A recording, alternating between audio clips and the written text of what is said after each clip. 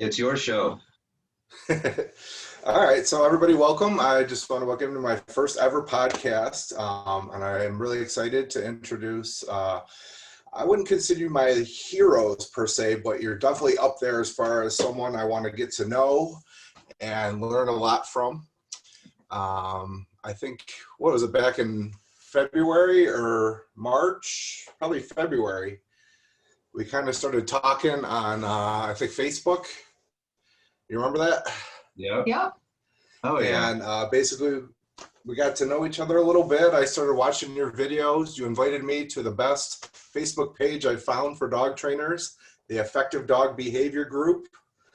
And if anybody out there, congratulations. You guys do a great job with that. It's basically the dream site for trainers that are into science and want to talk about taking training beyond your typical behaviorism, punishments, rewards, clickers, treats. I mean, we all know there's way more to it. And I think anybody that's worked with dogs or spends a lot of time with dogs knows that if you're sitting there with a clicker going click treat, click treat, click treat, you're missing something. You may get awesome results, but to me, it's very robotic and very mechanical. So some of the big things I notice is the way you talk to the dogs, the way you take into account where they're at emotionally, physically, that their needs are being met. And then once all that is taken care of and they know that you're there to help them, then that's where the real relationship and life with you and your dog can flourish. Do you agree? Yes, I do agree. I do want to state that it's not that we're mainly focusing on the affective neuroscience, the neuroscience, social neuroscience, while combining behaviorism, stuff that we already know. You know, like the stuff you can go to school for. It's just certain things we just noticed. Why don't dogs just run away from us if they get completely punished, or why do they refuse treats? Like, no matter how positive you are, some dogs are just like, it just doesn't work. And then why is it? It takes time to help a dog want to come to you. So effective dog behavior is about, what is a dog trying to tell us that they want to feel safe? And that's where, effective dog behavior comes in, is understanding when the dog needs to feel safe. Self-expression is a big part of, isn't that one of the 5 welfares? Self-expression, free to express yourself. Yep, self-determination. Yeah, and it's treats are great, but I don't think my dog has ever rewarded me. No, Belle has. She's brought me a gopher a couple times. That's awesome. A present. But but why are the dogs doing the same to us? They're showing us with different things, and it's motivations and are always changing, and we just want to understand why do we have to feel like we have to do everything, to show. If I had a girlfriend, yeah, and I did that to her, gold digger and accepting it all the time, or I would be sleeping on the couch, or worse, the dog would be sleeping in the bed and I'd be sleeping in the doghouse. Yep. I remember my daughter, when I first became a dog trainer, I was like trying to use positive reinforcement. Good job. She's like, you know what? I'm not a dog. So, it comes in many forms. So, with humans, you have to be a little more subtle because they're well aware of people trying to manipulate or feeding them a line of BS. Whereas dogs, unless you really tease them and manipulate them and mess with their head a lot, they really trust and expect that you're going to deliver what you've promised you're going to deliver. And even if you don't a few times, you've bought, with your history and relationship. So, yeah, they know. I guess. Yeah. So I guess, I taking a step back. I mean, I came from a human service background. I work with individuals with developmental disabilities. A lot of behavioral houses, group homes where someone thought it was a great idea to take multiple people with behavior issues and put them all together and expect that would help them do better. But just like with dogs, if you have a couple dogs that have behavioral issues or adjustment issues, aggression issues, they tend to set each other off. So, a lot of our job was kind of keeping it calm and redirecting people away from each other and helping them to each cope with each other's difficulties. And I think with dogs, you find the same thing, if I'm not mistaken. They compound each other's issues. Yes.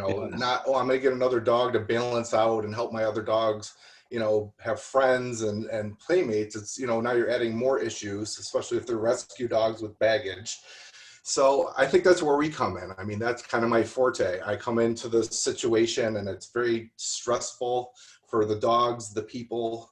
And where do you start? You can't put out little fires. You have to kind of get to the root of it and almost start over. That's kind of the way I look at it. You got to take baby steps, learn to walk, learn to crawl, in the right order, or else you're going to fall down. Yeah. So, but you also have to know what the root is.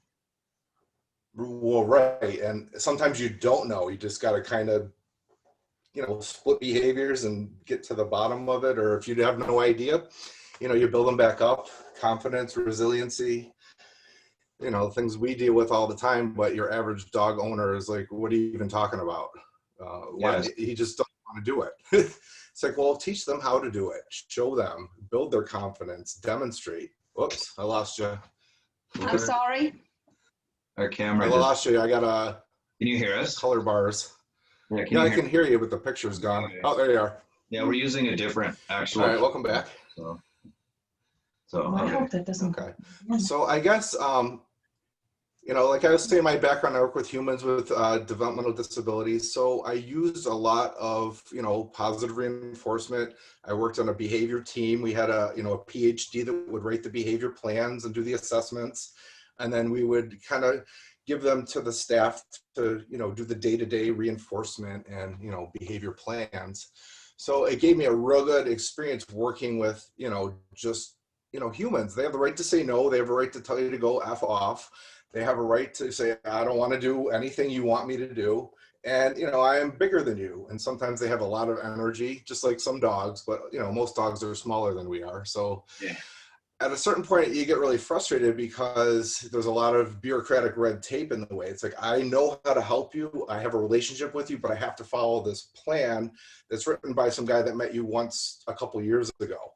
So it becomes very frustrating. And at that point, I was like, well, what can I do with these skills? Behavior modification, helping people and, families that are kind of in weird predicaments and dogs. Yes. So I've been working with my own dog, trying to help him. He had a lot of anxiety and behavioral concerns.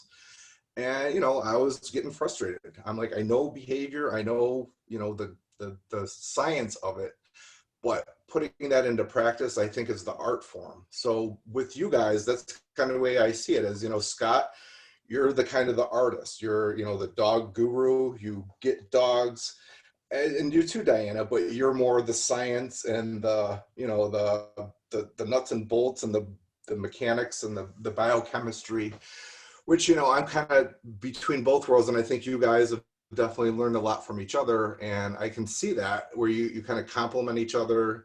And that's why I'm so drawn to you two guys, because you're not saying, well, it's all about the behavior and it's not all about their emotional state. It's the whole package and, Yes. your dog's life and your life with your dog. I mean, that's kind of my mantra is you want to get your dog to the point where you can just enjoy life together as opposed to always fighting.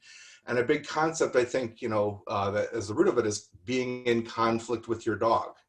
You guys both have different agendas. He wants to go do this. You want him to go do that.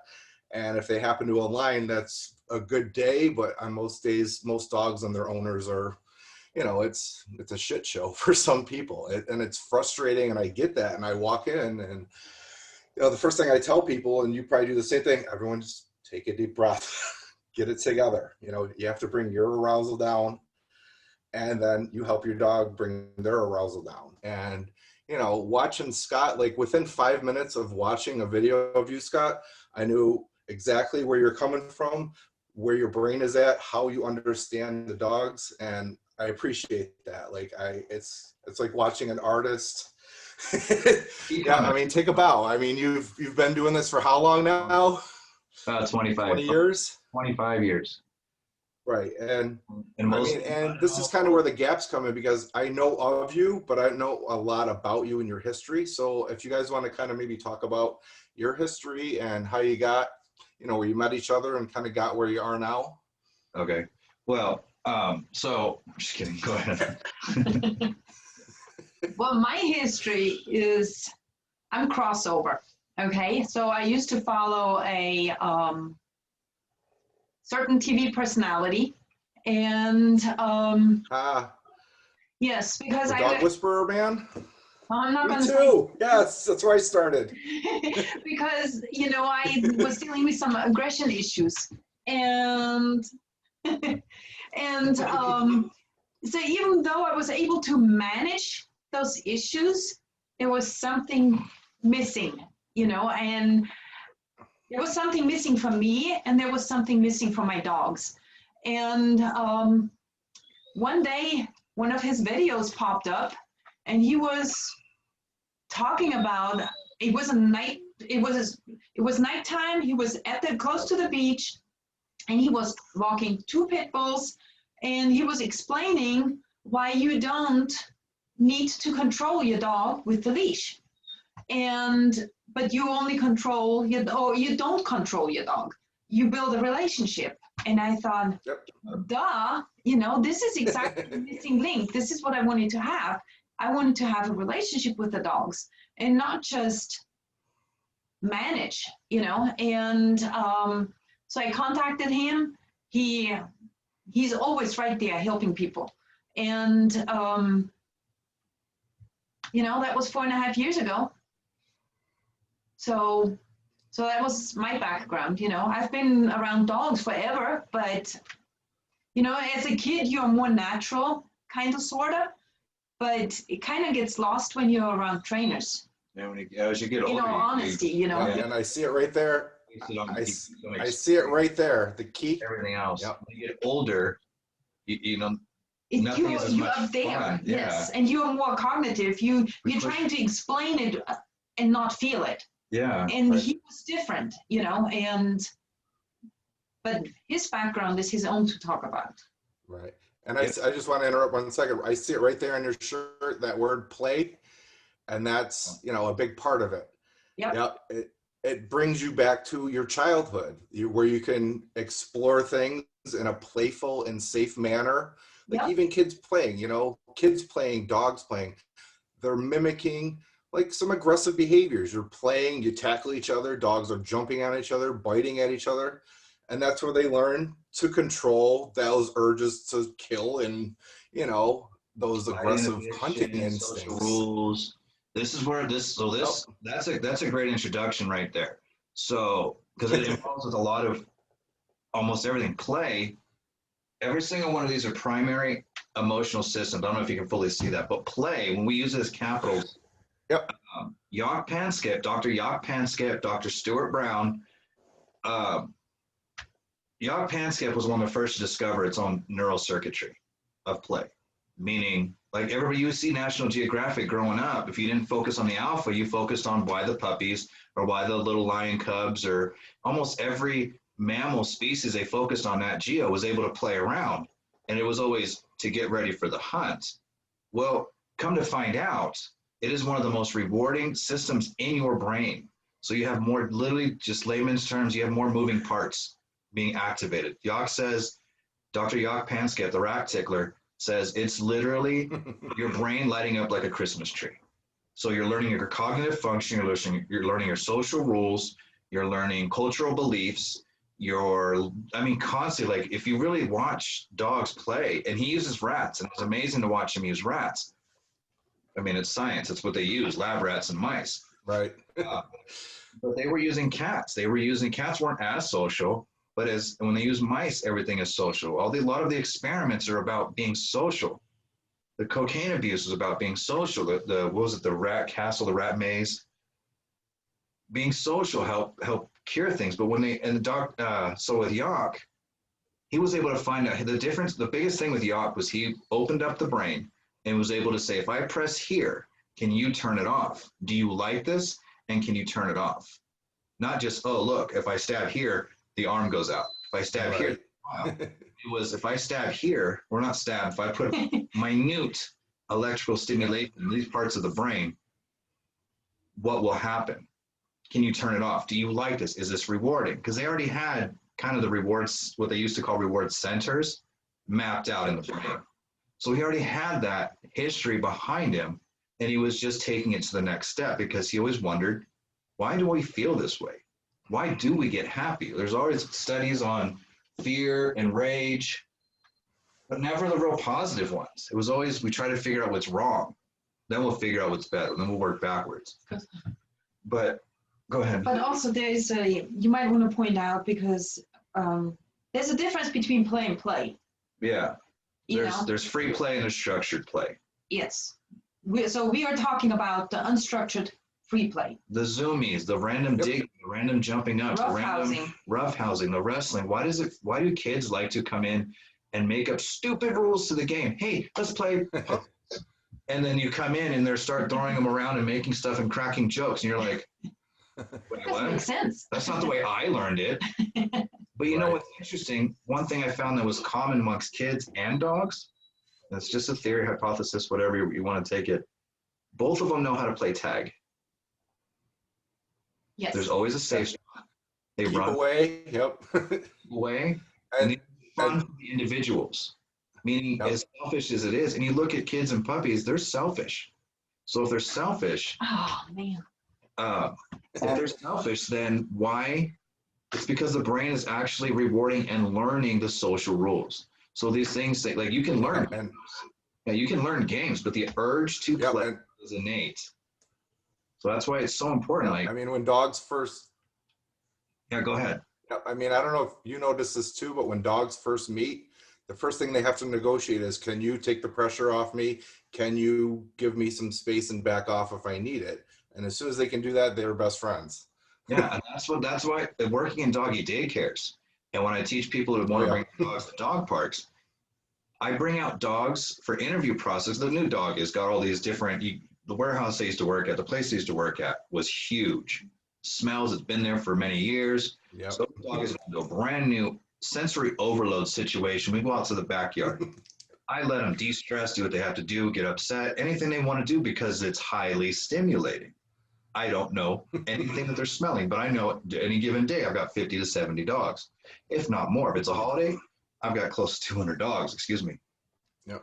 And they've all gone to the bathroom. They've all shedded. They've all played. There's, pheromones. Everything's flying all over the place. Grand Central Station, yeah. So I always bring out, the first dog I bring out is not one that's not going to be social, but I don't want one that's going to just it's going to want to pay attention to me. So if I call the dog, not just more likely to recall and be obedient, but when they come out, the other dog's going to go show interest right away. But I want my dog to be able to leave that dog alone and look for me for help. Then I can mimic and go, thank you, I appreciate that, and give the other dog treats. And once they start backing off of each other and are giving each other space, then I know they're not so focused on each other that nothing else matters. Yep. Now, the rest, if they include me in the game, then I know they're really being social and they're really taking in their whole environment, not just that immediate dog that I must play to de-stress. And a lot of times it's de-stress play. And like you said, to take that pressure off. If you can leave me alone, I trust you more. I have a safe emotional response. And that immediately is rewarding in the brain. It's not cookie rewarding. It's just so much more rewards going through the brain, more dopamine release, more oxytocin, more able to be social with the whole environment, not just one specific aspect of it. So yeah, I love that. I mean, there's so much more. Yeah, there's so much more. I'm like, if it's just about the cookie, then you're missing a lot. Yeah. The cookie's the icing on the cake, not the whole meal. So that's the thank you for doing a good job. Not the paycheck, it's the thank you for doing a good job. Yep. And here, let's have some fun. Let's, the idea is to build value yourself, the experience is enjoying what you do together. And that's, a cookie's nice with that, but if you go fishing, you can drink some beers, but you're still there trying to catch some fish and hanging out. Yeah. And that's part of it. It's not just that the just the dog has fun. The human does too. That's the beauty of play. Because the same neurochemicals are released in the human brain. Yes, you can't forget the Oh, human. yeah. You know, it's the connection, the relationship. It's twofold. There are two parties involved. Yeah, Yep. And then once the oxytocin, you get that flowing, and then it's all gravy. you get your oxytocin, you got the opioids are increasing. You're not having emotional pain. You're feeling safe to express yourself. An accident happens. Yep. Step on my dog's toe. We're easily to recover, building resilience. Mm-hmm. The heart must shake it off. Try again. And then it's already happening before a shake-off happens. A shake-off happens because this parasympathetic nervous system is saying it's time to relax. It's time to go take care of some basic needs. Let's go for a walk. We're still going to be social, but that brings you to being homeostasis, so you can play calmer. You can go for a walk, you can go to drink water. You're not going to devour gallons of water and then puke it up. Right. Yeah, and that cycle, I mean, once you're aware of that cycle, you know, the stress and then de-stress, you can pinpoint it. Be like, okay, he's going to turn away, he's going to go sniff, he's going to pee, he's going to get a drink of water, he's going to come connect with me, give him some love and a little, you know, go play again, have fun. And can't you just see a protocol there that this flows? It's almost like a protocol. Oh, yeah. I mean, I'm always like, I do the little circle and like, you know, stress, de-stress. Where is my dog? If it's coming into play, starting to slow down, it's probably going to come into here. What do I need to do? If my dog comes into here, what do I need to do here? Hopefully, if we can stay in here, we got a dog that's pretty much going through homeostasis. And still being social. Yeah, I mean, a big thing I've probably in the last year and a half is incorporating play in the social aspect into not every dog's training, but as many dogs as I can. And there's so many times in 20 minutes, good, well-socialized dogs with my assistance can teach another dog, you know, it's their first friend. They've never played with another dog before. They were reactive, barking, you know, not super aggressive, but just more, I don't know what to do and it's not working. And you help them, they're best friends, and they're a different dog, you know? And a lot of trainers are like, nope, you don't need to socialize. You don't need your dog does not need to play with other dogs ever. I'm like, really? I mean, some dogs obviously, you know, it's You're designed to be the environment and where. Yeah. Our brains are always designed to have certain types of friends. It's friends you can rely on for playing, friends you can rely on for cuddling, both, neither. But you want to be able to look, your dog be able to look at somebody and go, I don't want to, but I still want to hang out with you. Another dog comes up, they're excited. All right, but let's leave them alone. They don't look. The owner doesn't have control over it. Like Belle, I say, sorry, dog's on leash, no greetings. Yeah. More often than not, that dog's dragging to come get mine. And Belle looks at me, I'm an asshole, pardon my language. Right. But she still walks away. And then they're being socially rude to it's like this dog wants to say hi and I'm, you know, but we do the same thing, you know, we can't be everyone's best friend and interfere with everything. They'll look for, if she pees, more often than not, the other dog is going to go pee. And I walk off a little bit and then Belle stops. And I'm like, oh, great, you got to go smell that dog's pee spot. As soon as that dog walks off, goes over and smells it. I'm like, yay, now you guys are besties. Yep, the P-mail. Yeah. Gotta read the P-mail. You get a lot of information, yep. So. And it's fun to watch, like letting them go to the bathroom. And Belle won't go to the bathroom unless she knows that dog is going to be trustworthy. Because I'll use her with reactive dogs. Because I'll let her go away. She'll do what she wants to. She doesn't come close unless she knows it's time to play. The treats are never rewarding enough for her that she's going to put herself in danger. But if I notice, she will not pee if that dog is not going to be able to calm down and go smell. If the dog is too focused on her, she's done. She goes and sits behind a tree. And I'm like, okay, we have work. It's a great sign. Like the dog can be obviously acting out, but Belle's like, I'm not. In the brain, Dr. Robert Sapolsky says, if you feel threatened or you need to move, your digestive system slows down. So if you're under threat, you don't need to go to the bathroom. Your stomach stops digesting as much. Okay, so if she doesn't have to, either that or you lose Either that or you lose control of it because you're afraid and Yes. Yeah, then well, fell over or yeah, you get so afraid that you lose everything. Yeah, but a lot of times that's getting just too excited, overstimulated that you can't do anything about it. that's, I mean, ever since I kind of had an idea, but ever since you put it into words that the peeing helps to flush all that stress out. And when they So we take a have break and yes, so we have a clarification on that. So okay, yep. the questions you had, not to look scripted or anything, um, does peeing actually flush out stress? The answer to that is no. It does not flush out stress. But what I do want to get into on that one is after a stressful situation, because cortisol, you measure cortisol, Cushing's and some of the other, like there's too much cortisol, too little cortisol. Cortisol is always in your system because it's part of your metabolism. Right. Anything your body does not need is waste. Most of cortisol gets absorbed, reabsorbed into your system. 10 to 20% does not. The stuff you don't need will get pushed out.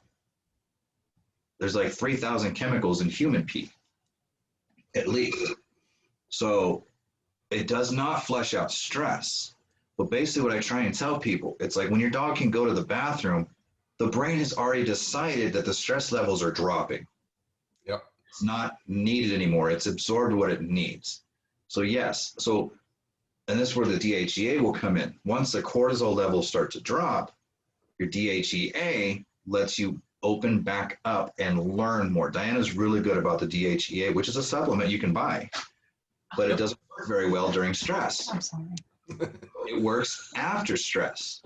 This is my camera. It shuts off after a certain period of time, so I apologize for that. Let us know if it gets too annoying for you. No, we're good. Sex. Makes them laugh too. But that's the de-stress. Like your brain goes, oh my God, that's annoying. Got an emotional response. You have an emotional response and your brain will automatically go, I need to make a joke to make me feel better. And if it's contagious, like if we didn't laugh, then you'd be like, assholes. See, now you made him laugh. See, that's all that is part of dog behavior. It works for people, it works for dogs, and it's coming from people, coming from mice, coming to people, coming to dogs. It's very important for us, to say the least.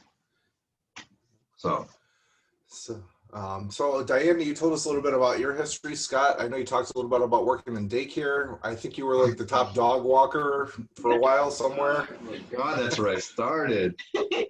I need a little buzzard, little timer. What was your Actually, it was Nathan who started talking about play all of a sudden. That's right. He just told me to talk, and that's all I needed. That was my trigger. So my background has always been a dog trainer, and I just found out today that when I was a little kid, not that this really makes a difference, but because I'm a dog walker and dog trainer and deal with dogs, I'm using this to justify why I am what I am. There's no justification. I'm sorry. There's no. Right, yeah. Do you remember Mr. Sweeney from Dog Meets World? Or Boy Meets World? The teacher, the principal. Was it? Oh, Boy Meets Oh, World. yeah. I walked his dogs as a little kid because he was the father of my neighbor. My mom said, I only did it like twice, but he paid us in candy. Oh my. I barely remember. So it's not like, oh, it was a huge influence, you know. The payment was more than walking the dogs, but the experience. yeah. So that was the reason why that's who I am. No. That one dog, yep. It stimulated me for the whole rest of my life, even though I didn't touch dogs for another 10 years. Well, I didn't, not professionally. I got paid in candy, so it's professional, right? It's payment, yep. So it went from 25 years down to probably 35 years now. My experience really jumped up 10 years. So anyways, right about high school, sophomore year, we had this dog, a Basset Hound, built like a pit bull. built like Blue. She was a runner. Nobody wanted the dog. My sister wanted a shepherd, but actually the Humane Society surprisingly looked at our property because we had a small fence, said no. They came and took the dog, but they said you can have another dog. So we got this gorgeous black and white Basset Hound. As soon as you open the door, the dog was gone. 20 miles driving. Hunting dog, yeah. Yeah, so she followed her nose, but she didn't have a great of a nose inside or in the yard. Every time you open the door, she was gone. Open the door, she was gone. And after a couple months of this, my parents are like, if nobody starts doing anything with this dog, we're going to give it away. And I'm like, Humane Society, dog pound back then. They're going to kill the dog. It's already been returned once, going to be returned at least a second time. And it was a beautiful dog. So what I ended up doing is when I come home from work, because I was a latchkey kid, I used to, between getting my homework done and mine and my sister's chores, I would go spend time with the dog because I'm the one that liked to go out and go. We were in Reading, so we had 3.5 acres plus we were backed up to some woods. So I would take the dog out on a leash first, and I used corrections back then. That's what we knew. I was, you think of the way growing up back then, the only trainers we had were shock collar trainers for hunting. Nobody used training for anything else. And we're like, yeah, this dog, we don't hunt. What are we going to do? Basically raise it like you do a kid. And yes, don't do this, don't do this, don't do this. But I noticed, because we would hike for hours on accident, so I'd always bring a sandwich or two. We didn't have treats. You can only feed the dog so much because you're not allowed to, don't overfeed the dog. But I had to eat. I'm hungry. I'm not going to wait till my parents come home to eat because it works late. So I take the dog out, and I would feed her. When we'd stop, I'd feed her, give her some of my sandwich, not all of it, of course. And I wouldn't give her her own. Just a little bit, yep. But when I walked with her and up through the woods, she never went back. So in the beginning, she always went to this dude's house, this guy's house in the middle of the woods. But when I walked with her, we never found that guy's house. So I would take her off leash. And when she's off leash, she would always come back. And while we're off leash, and I would take the same path that she would. We never went to that guy's house. I know what his property looked like because we had to come get the dog because he would call us. But yet we're out in the woods, and I'm 14 years old. We never encountered his house because it was about us hanging out, having that relationship. And it was more freeing. I didn't correct her. I didn't need to do all this stuff. But it was only when I got home, when I would get in trouble. I had a negative association with the house because I had to do all this other stuff, and we got to make sure that she doesn't get returned. Got to make sure this is right, which put frustration on me. Like when we were out, she listened perfectly. She'd go run off. A lot of pressure, yeah. It is, but we enjoyed being out, and all I had was a bologna sandwich and some bread. It wasn't which of course is better than Alpo dog food, even though we try to get the gravy train with that smell on, that was fancy food back growing up. So not only that, so from there I started working. Me and my friends would live on the same block or same road. We'd catch the bus and we have to walk at 6:30 in the morning, uphill in the snow both ways, barefoot, pregnant. Did you wear a shirt? Pregnant, to the bus stop. Which was my cousin. No, I'm just kidding. So we had to walk 6:30 in the morning. We had to walk 6:30 in the morning to when it was sunrise, so it was still dark outside. And it was in the country. We had bears, we had foxes, we had all kinds of different animals. Well, my buddy had two neighbors that were off different ways had Rottweilers. My buddy had 2 Rottweilers. And then on the other side, there was a couple more Rottweilers. My buddy's Rottweilers that were over here would stay home. The ones that were over here would chase us down the road. But they would catch us when we're halfway down the road and we didn't see them. We're just doing our thing. And all of a sudden we look behind us and they look like bear cubs chasing us. Oh yeah, in the dark. Yeah, yeah. Yeah, when we're going downhill, and all we're thinking is bear. And there's just like, what do? You're 14 years old with your backpack, you drop everything, and Yep, you run. Well, yeah, you find out they're trying to dogs. run. And then as you climb out of the tree or under the logs or behind the house, your fence, whatever you found to jump over, once you start to feel safe, you look at the dog, and the dog just wanted to play. Yeah. They got out, and we're like, hey, friends. And then so it's amazing how even after that fear, you immediately bond. Oh, because you processed what was happening. Yeah, you got some space in that high stimulating situation, like, and it's funny how selfish we were. We all split, even though we're walking together. We all saw the same thing. We all can only get one of us. Yeah. Yeah. And it's amazing how big fat kids can run. And when they're scared, they outran me. I'm wait. But that always stuck with me, like that situation. I ended up working with their dogs to keep them home, not just keep them contained, but help them keep them home, because a lot of it is they had their property fenced, but the gates were open. So I had a wait queue ever since then, like since I was 14 years old. And they didn't bother us. They would wag and say hi, and they come to the end of the property, and that's about it. And then we'd be able to say, go home, interact a little bit, go home. Or if we couldn't interact, we're late, go home. So that as well, because here's the funny thing, I remember the moment I bonded with those dogs out of fear, but I don't fully remember the training, but I can remember the aspects of the dogs wanting to listen. That, of course, made me feel good. Through high school, I did about another year, less than a year. I got paid 3 different times to work with dogs. So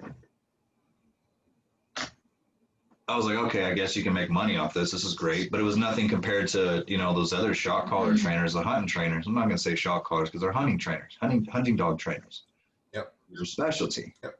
Of course, you're never told you can make money off it. You go to the Humane Society, and all you see is doctors' wives that just come over and, they look like they babysat dogs. Because at the time, toxic masculinity, you got to be alpha, you got to be dominant, you got to punish, you gotta do this other stuff. And it wasn't until through all my other stuff with my first service dog, Elliot, who I owe pretty much everything to, he was so annoying as a puppy, right? I'm the trainer, and he's so annoying. My breakthrough moment with him was I was tired of being mad at him. I was tired of trying to correct all the behaviors. So he came up to me. He was ready to play, and he just did something wrong, but I didn't catch it, so I couldn't do anything with it. But my behaviors were upset, and he had that little pause, like, like, crap, you look scary. Yep. I took a breath, and I'm like, all right, fucker. And we start playing rough. So I took my frustration out with him through my shoulders. He'd come at me, we'd push, let him jump. Just be in the moment with him, and I let that frustration out with somebody I felt safe with.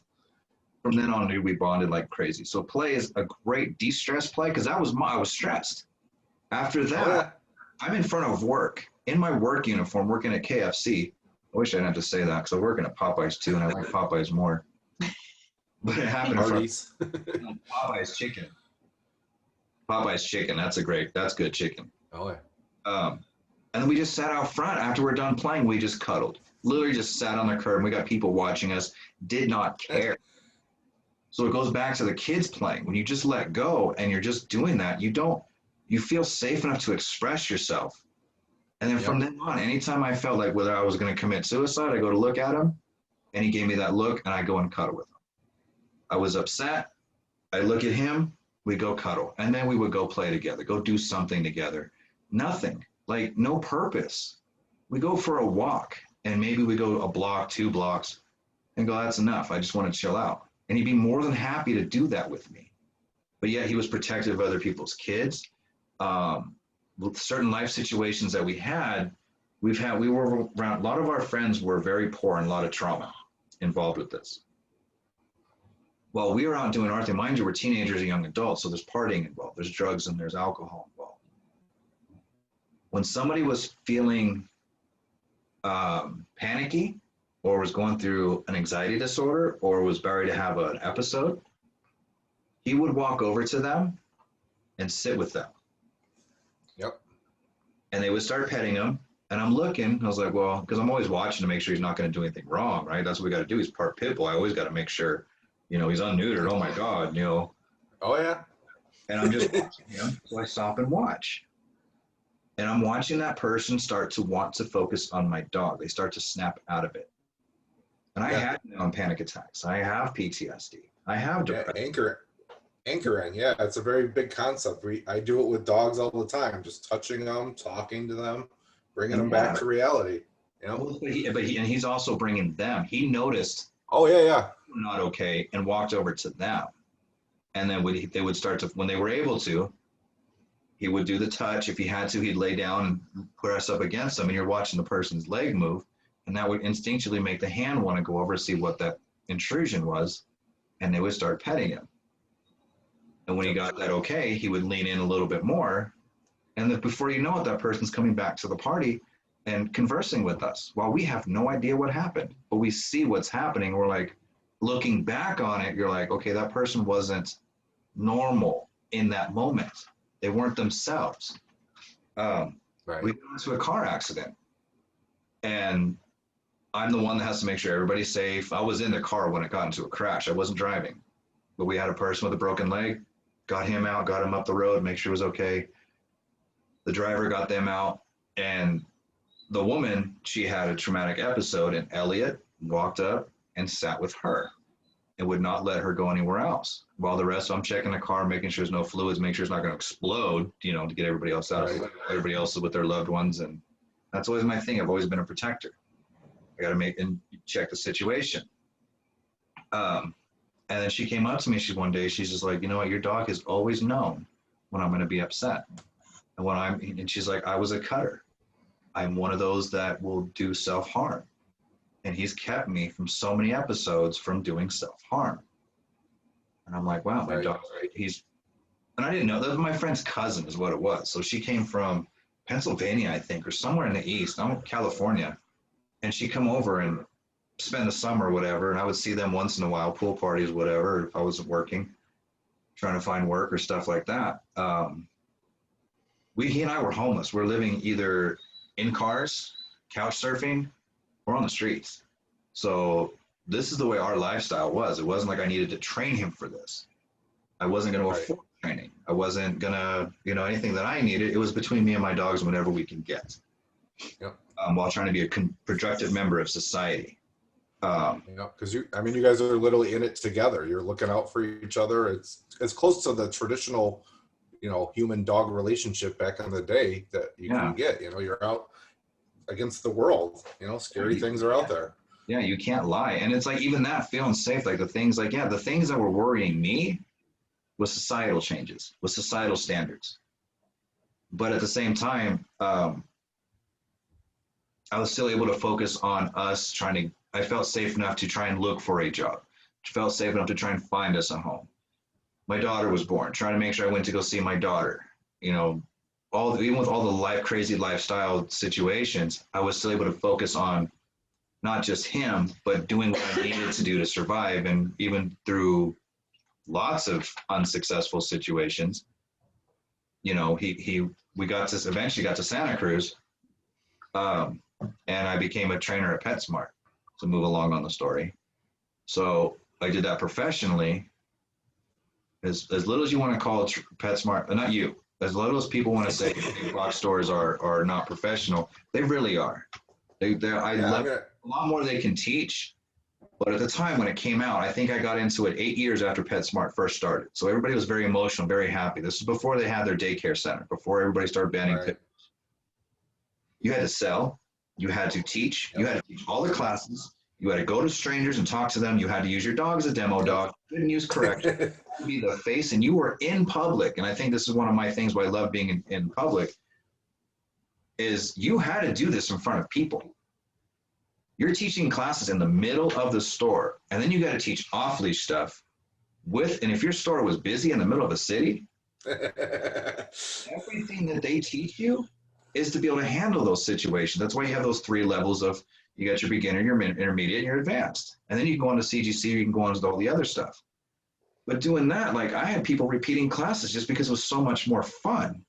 And I'm like, wow, you guys are paying $100 for 6 weeks. Back then, that's what it was. It was expensive for the area, but people would pay it. I was busy constantly. And so I wanted to go out on my own. I love that job. We taught you so much. I would go back and you got people, even though they sold prong collars and all this other stuff, we never used it. You're not allowed to use them in classes. So when you saw Right. Yeah. But they sell them. Yeah. That's a great opportunity to sell a class. So you see somebody going to a shock collar. Oh, I see you're noticing that. So you start to talk and you start to understand their needs to get them away from that. Well, let's try this with your dog. Oh, you got it in the car? Well, go ahead and put this on for now. Bring him in here. We'll see. Or just bring him in what you got. Well, I got the training center right here. If it gets overwhelming, we'll put him in here. We'll calm down with him and we'll walk him back in. No loss. We sold so many classes that way. People feel safe. They're buying our products, doing all this other stuff. So that was always one of my favorite things. I'll always give props to PetSmart for that. And then I ended up moving to San Francisco, Pacifica, working at a doggy daycare. So I went to Pacifica before San Francisco. Santa Cruz, up the coast to Pacifica, where there was a doggy daycare I worked at for about 10 years. Open play group, 7 different play groups. How many dogs usually? Anywhere from, when it first started out, we had 10. Okay. But then we got bigger. It was a 10,000 square foot indoor facility with a 20 square foot backyard. We had 4 different sections technically. We had the indoor dogs, but we had the small fluffy dogs, the old senior dogs that would hang out with the owner of the company. Let her do, greet the guests and all that stuff in the lobby. Then we also had our old dog, bigger dog section. We had our adolescent dog section, which was the bigger section. Then we had our puppy dog section, which was the puppies and some of the smaller dogs. We had the fence jumpers, or the dogs that were too wily that the dogs couldn't handle. They had their own separate area. We had a total of 7 different play groups. And then we had an area we played ball, and we had an outside yard.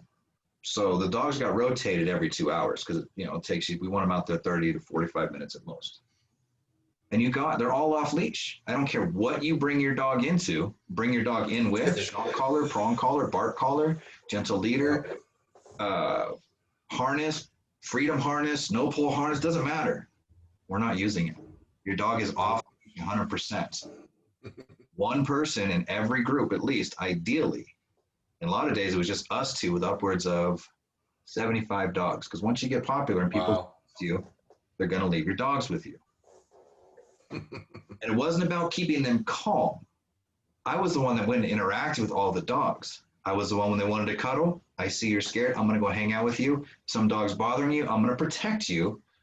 Because if the dog's scared and this dog's being annoying, well, this dog's still in a good mood. I don't want this one to get upset. So I'm going to protect him or her and go be annoying with this other dog. And so this other dog gets focused back on me. So it's not focusing on this young one or this other one. And soon that young one either gets up and leaves or comes and enjoys the fun because they feel safe and want to be social. Yeah. So I'm going to throw out and say, I'm going to call you the alpha dog, even though that's not possible. Well, see, alpha dog, so if you look at Franz, when he uses the term alpha, it means mating pair. That's all it means. So I can't be an alpha. The dogs in captivity, yep. The social hierarchy, I know it gets so twisted around. Yep. Yeah, but I won't use the term alpha, but I'm just with them to help. You're not a dog. Yeah. I don't know about that now. I've been called that many a times. For good and the positive association and negative association. Emotionally, he's about as close as he can be. Yeah. Oh yeah. Well, you're the translator. You can switch your brain. That's a good thing. Yeah. I'm getting there. I can put myself in their shoes most of the time. And it's just skill, puts you back into the moment. And then I got into dog walking thanks to Molly Maloney when I got into San Francisco. She totally made me feel like my worth. I was afraid to walk dogs. I'm like, really? You're going to take 6 dogs and put them off leash? She's like, yeah, I do it all the time. And I'm like, I'll go with you. I got to see this. So I'm used to cage play, reward what you want to reward. And we went on the hiking trail for like 2 hours, and the dogs didn't run away. And I've got a deaf, aggressive dog. I've got the small white fluffies that love to bark at everybody. I've got 2 Ridgebacks that I'm working with that are walking. Oh, wow. And then it's a whole mix of dogs. And what really sold me was when you have a deaf dog that's reactive, known to bite, used to be on a muzzle constantly, when she looks at another dog coming by, she immediately runs over to you. All you can do is thumbs up, do a little bit of comfort because she's nervous. You don't want to get her excited. Because oxytocin's a double-edged sword. She came to me for safety.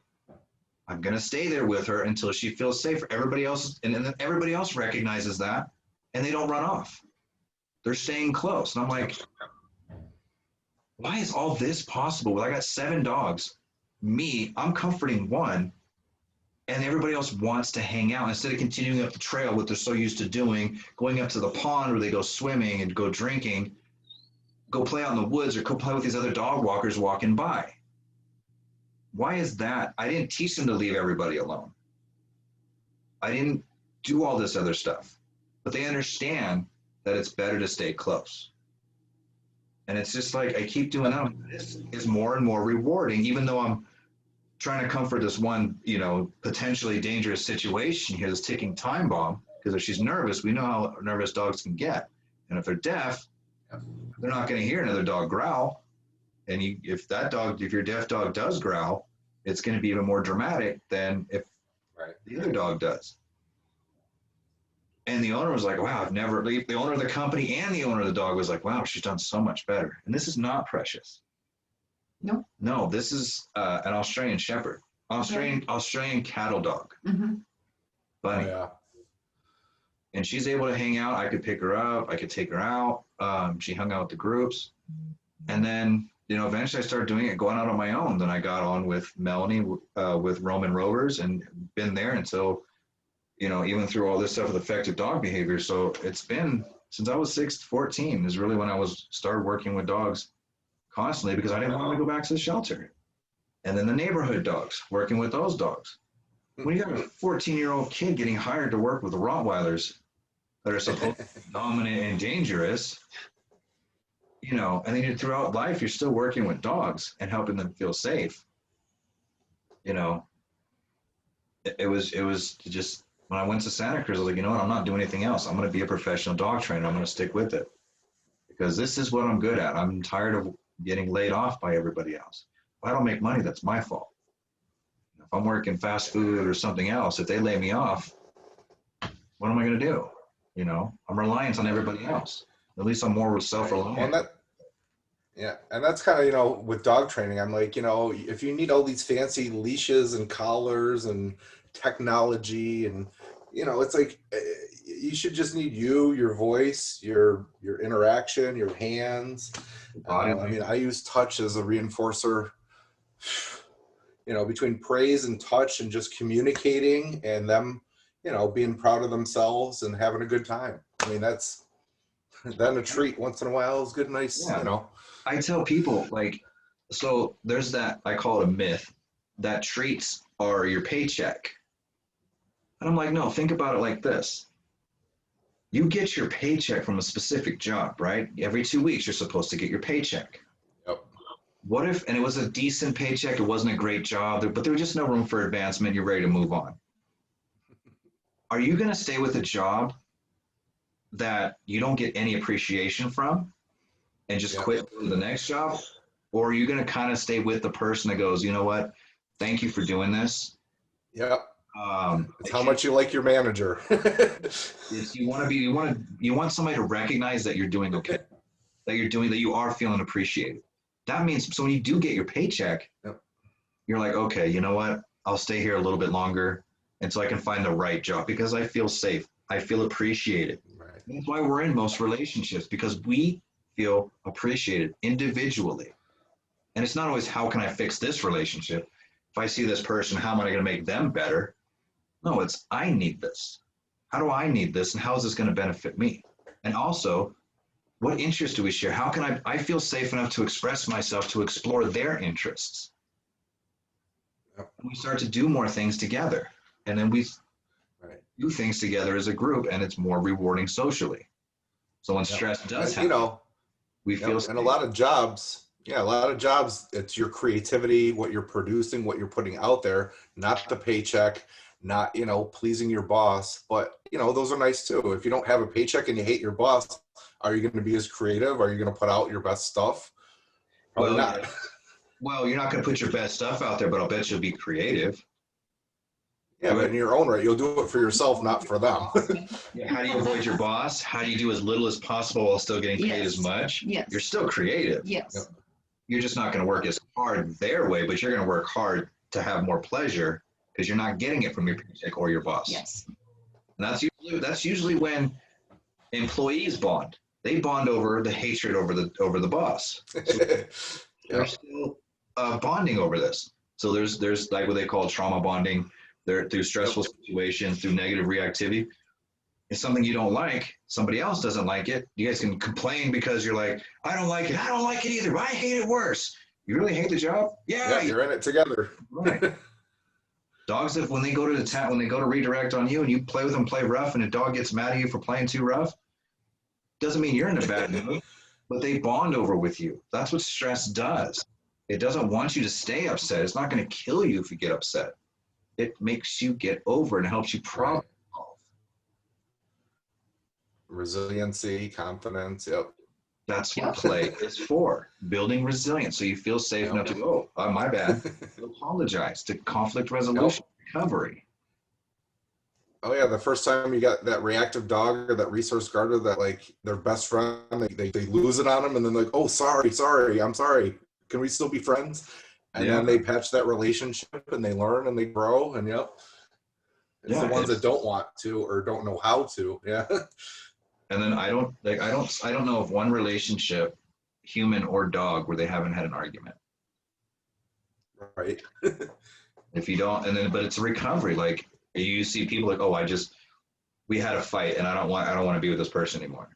Well, did you try to apologize? Did you explain why you try to recover? Conflict resolution. Did you sabotage it on purpose just to, Yeah. Can you fix it? Can you reward them for it and then make it all better? Yeah. It's not about. Dogs are great like that. I'm fully convinced a lot of dogs come into people's lives for a reason. They help them grow as humans. They teach them about themselves and life. And, even my dog, you hit frustrations, you work through them, you kiss and you make up, you hug, you play, you have good days and bad. And even through the argument, you're still in your social, you're still within your panic, grief, and care and play system. Because even in an argument, you're still asking, feeling help. It's usually because you don't feel wanted, you don't feel acknowledged, you don't feel safe. So you vent that. You feel a little bit. Venting is rage. Aggression is rage. And as soon as you feel safe enough or acknowledged, you go right back to going into panic, grief. And the other person acknowledges it and goes, okay, I'm here for you. And you start to feel better. You're still social. If you're not running away and you're not fighting, physically fighting, you're recovering. You're building resilience. It's what. And that's, that comes along with having just enough stress, but not too much stress. Because if you too much stress, you start with, your fight, your flight, your panic, that type of stuff. Versus you can think, you can work through it, you can accept feedback. And hold on a second on that. Stress is good. Stress has an upside, whether it's a little bit or a lot. The problem we have is chronic stress. The other problem we have is we're not reaching out and accepting help. So we compound it upon ourselves. Once we understand that, because we're designed to be social. Dogs are designed to be social, just their language is different than ours. So it's totally fine. Again, it's always about recovery. You can have arguments. You can have stress. You can have that. Like I've got a video I just posted yesterday, the day before, where I'm driving up on her road trying to go home. We just got through playing in the snow. I got a video of, us playing blue, catching rocks and running around, not wanting to go back into the car. And so we're driving home. He's tired. We go up, what is it, like a quarter of a mile to your house? It's dirt road. Once you get on the dirt road across the cattle guard, it's 2 miles. Well, from Trinidad Lake, it's like 20 Yes. 20 minutes. Yes. So they're relaxing, and he's anticipating going home, getting food, getting water, because I'm driving. He's not going to drink, and he's not going to eat.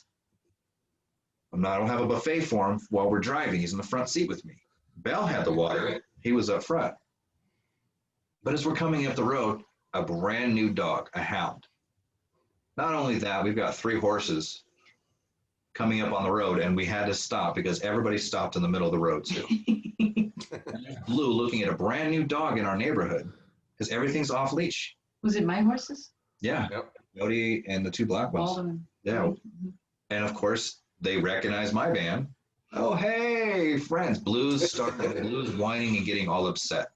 My window's already down. Yes, I could have closed the window and made the situation decrease sooner, but the window was down. I started recording because I want people to see what happens in the stress.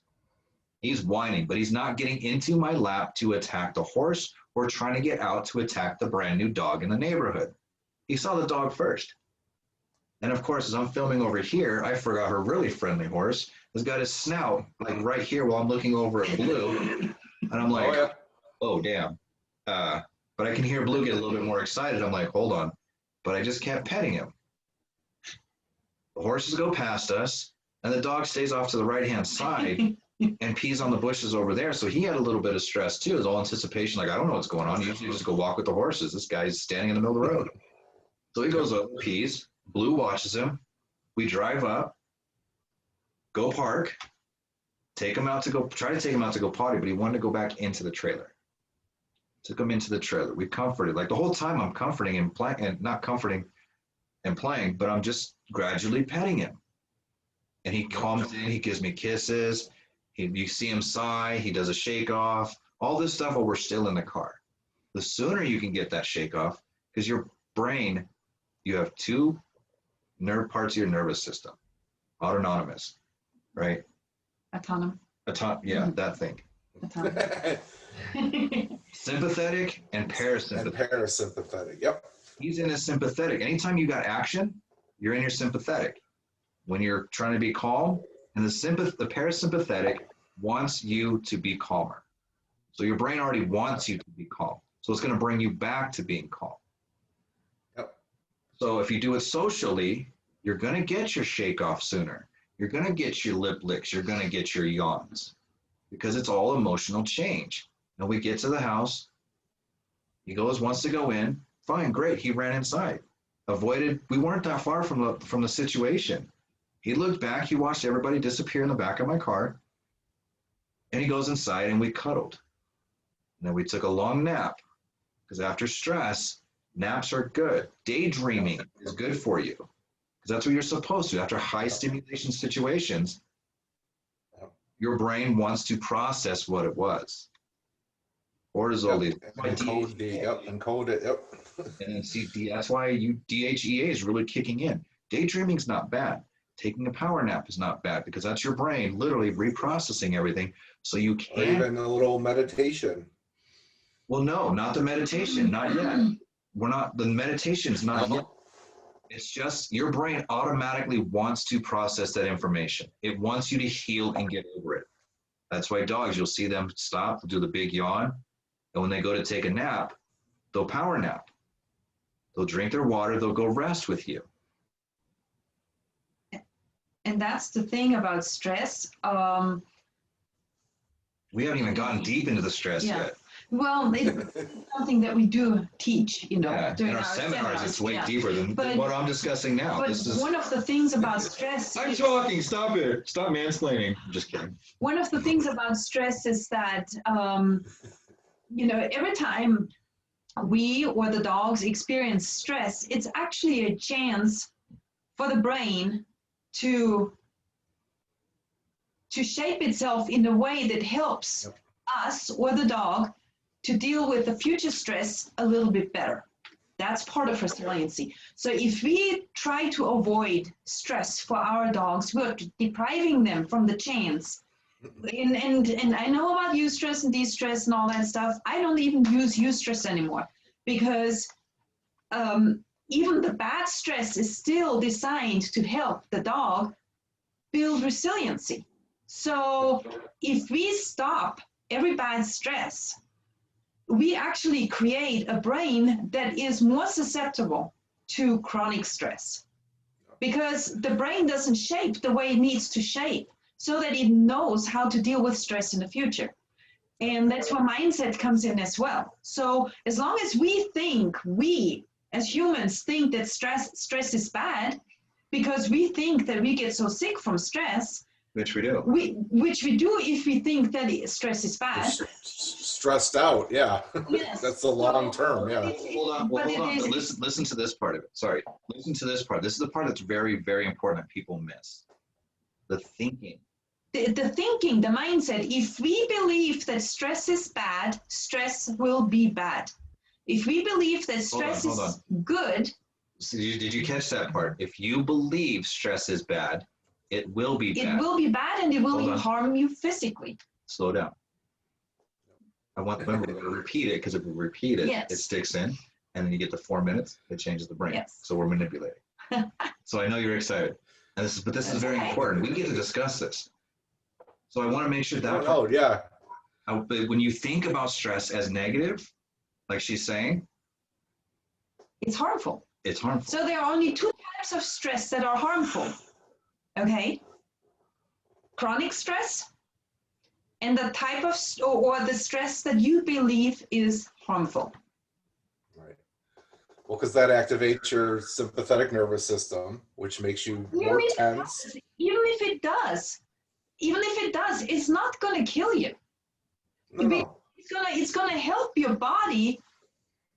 It's going to help your brain shape itself in a way that helps you stay more in your parasympathetic nervous system next time if a stressful situation occurs. So because it's from if we don't have that right mindset, then we are depriving our dogs from being able to shape their brain the way it needs to shape, so that they can deal with future stress a little bit better. And that's when we start creating chronic stress. Yep. This right here, panic grief, that's stress, but it's still social. You can have stress and play, but it's different kind of stress. But it's social. Because that's parasympathetic. Yeah. But when you're going through stuff like this, like you're going through fear and rage with somebody, your brain, even though you may think you're acting out alone, your brain knows you're with somebody. So it makes it good. Ask anybody, name 10 things that define you, 10 different situations. I guarantee you at least 3 of them are negative, but you have made it positive. So it's not negative, but it wasn't Euro stress when it happened, or your stress. You stress. Mm-hmm. Europeans are bad. The Euro stress. Euro. Just because I'm from Germany. Euro. European, Euro bad. Super annoying. So mindset plays a big role in how you deal with future stress. Yep. Well, and your tolerance for stress, your ability to cope with stress real time versus having to stop, take a break, regroup, and then try again, versus I can stick in this and get through it, and also being able to give feedback. Like a big thing is, giving the dog as much feedback as you can, either verbally or, if you're rewarding them, that's one thing. But I think feedback real time, letting them know what they're doing good, what they're, helping them get back on track, corrections and punishments. They get this, ooh, punishments are bad. It's like, well, if you're correcting the dog, you're helping them to get it right.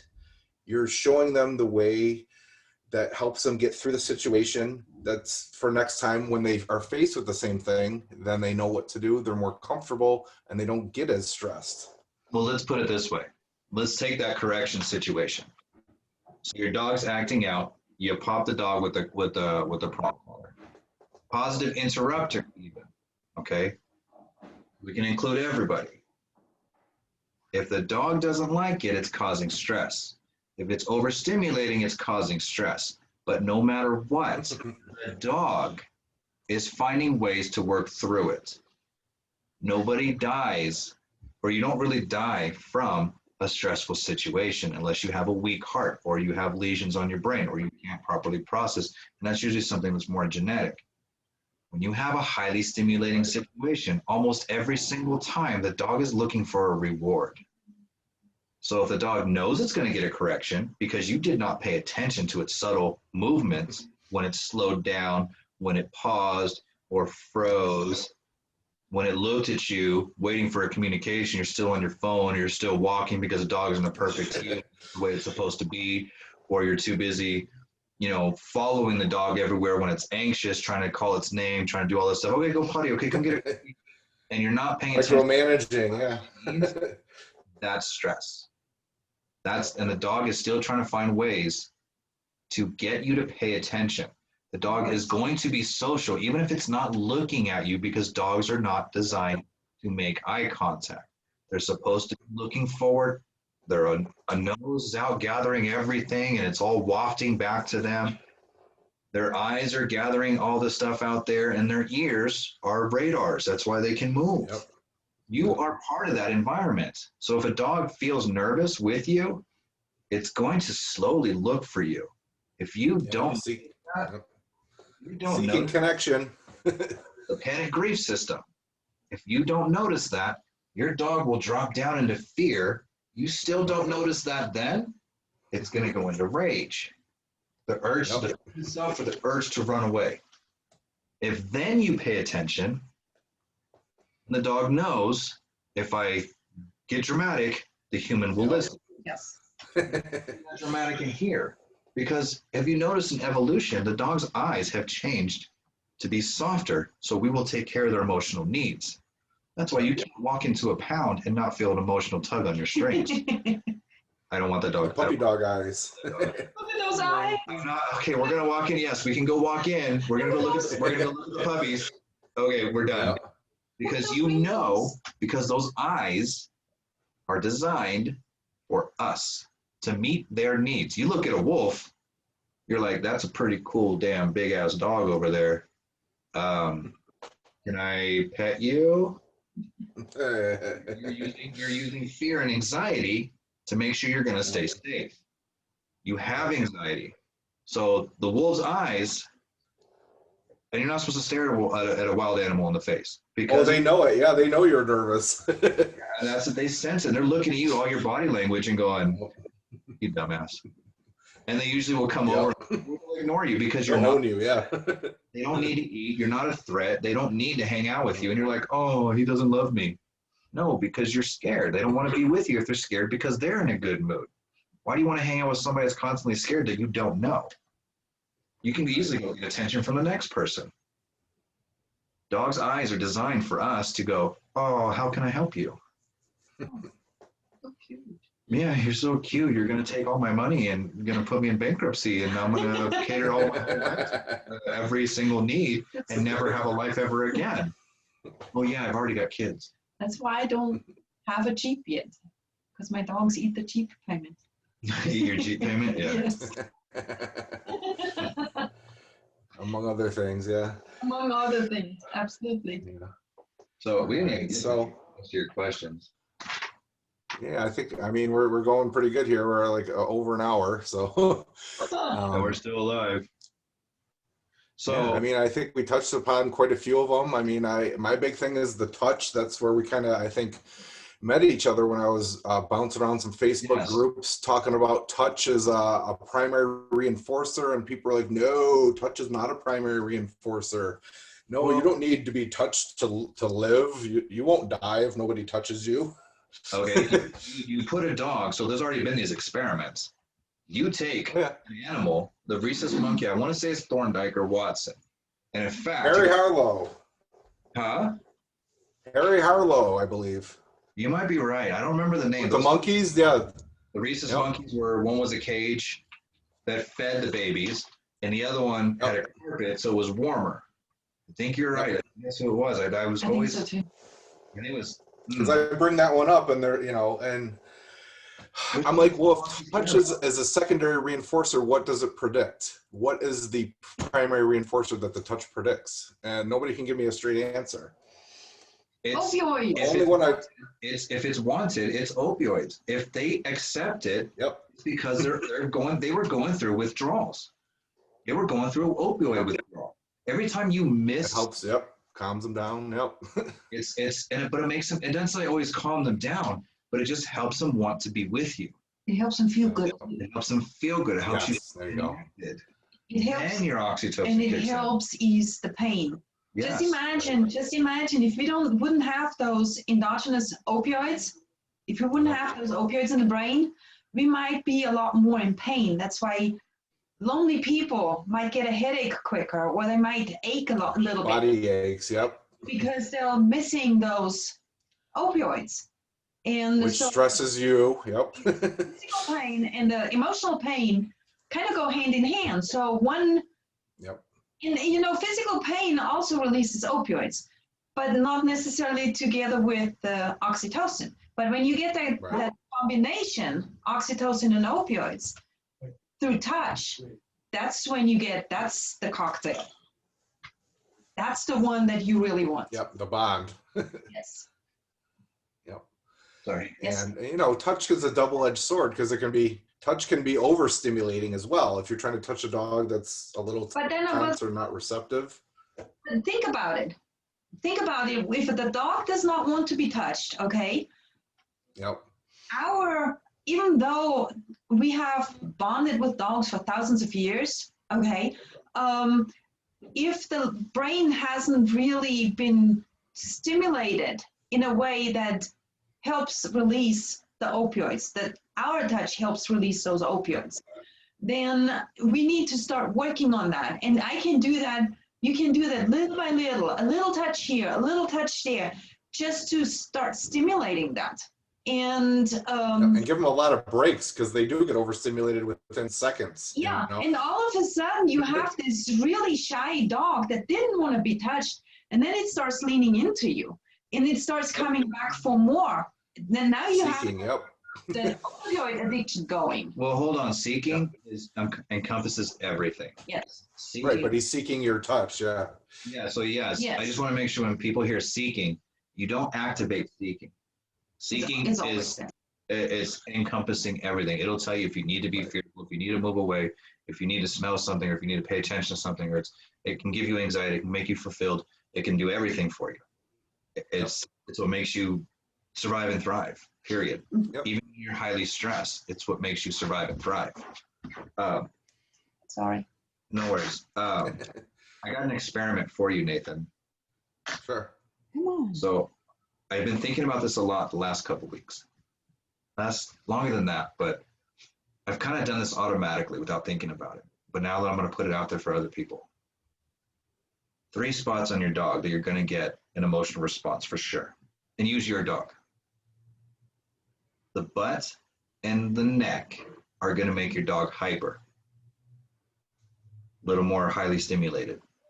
But then when you go to the chest, you start rubbing the chest, they calm down. Prove me. They've done study. No, I've read them where it lowers your blood pressure, your heart rate. That's why a lot of groomers put their hand right in front of the dog and they lean in or do that deep pressure right there.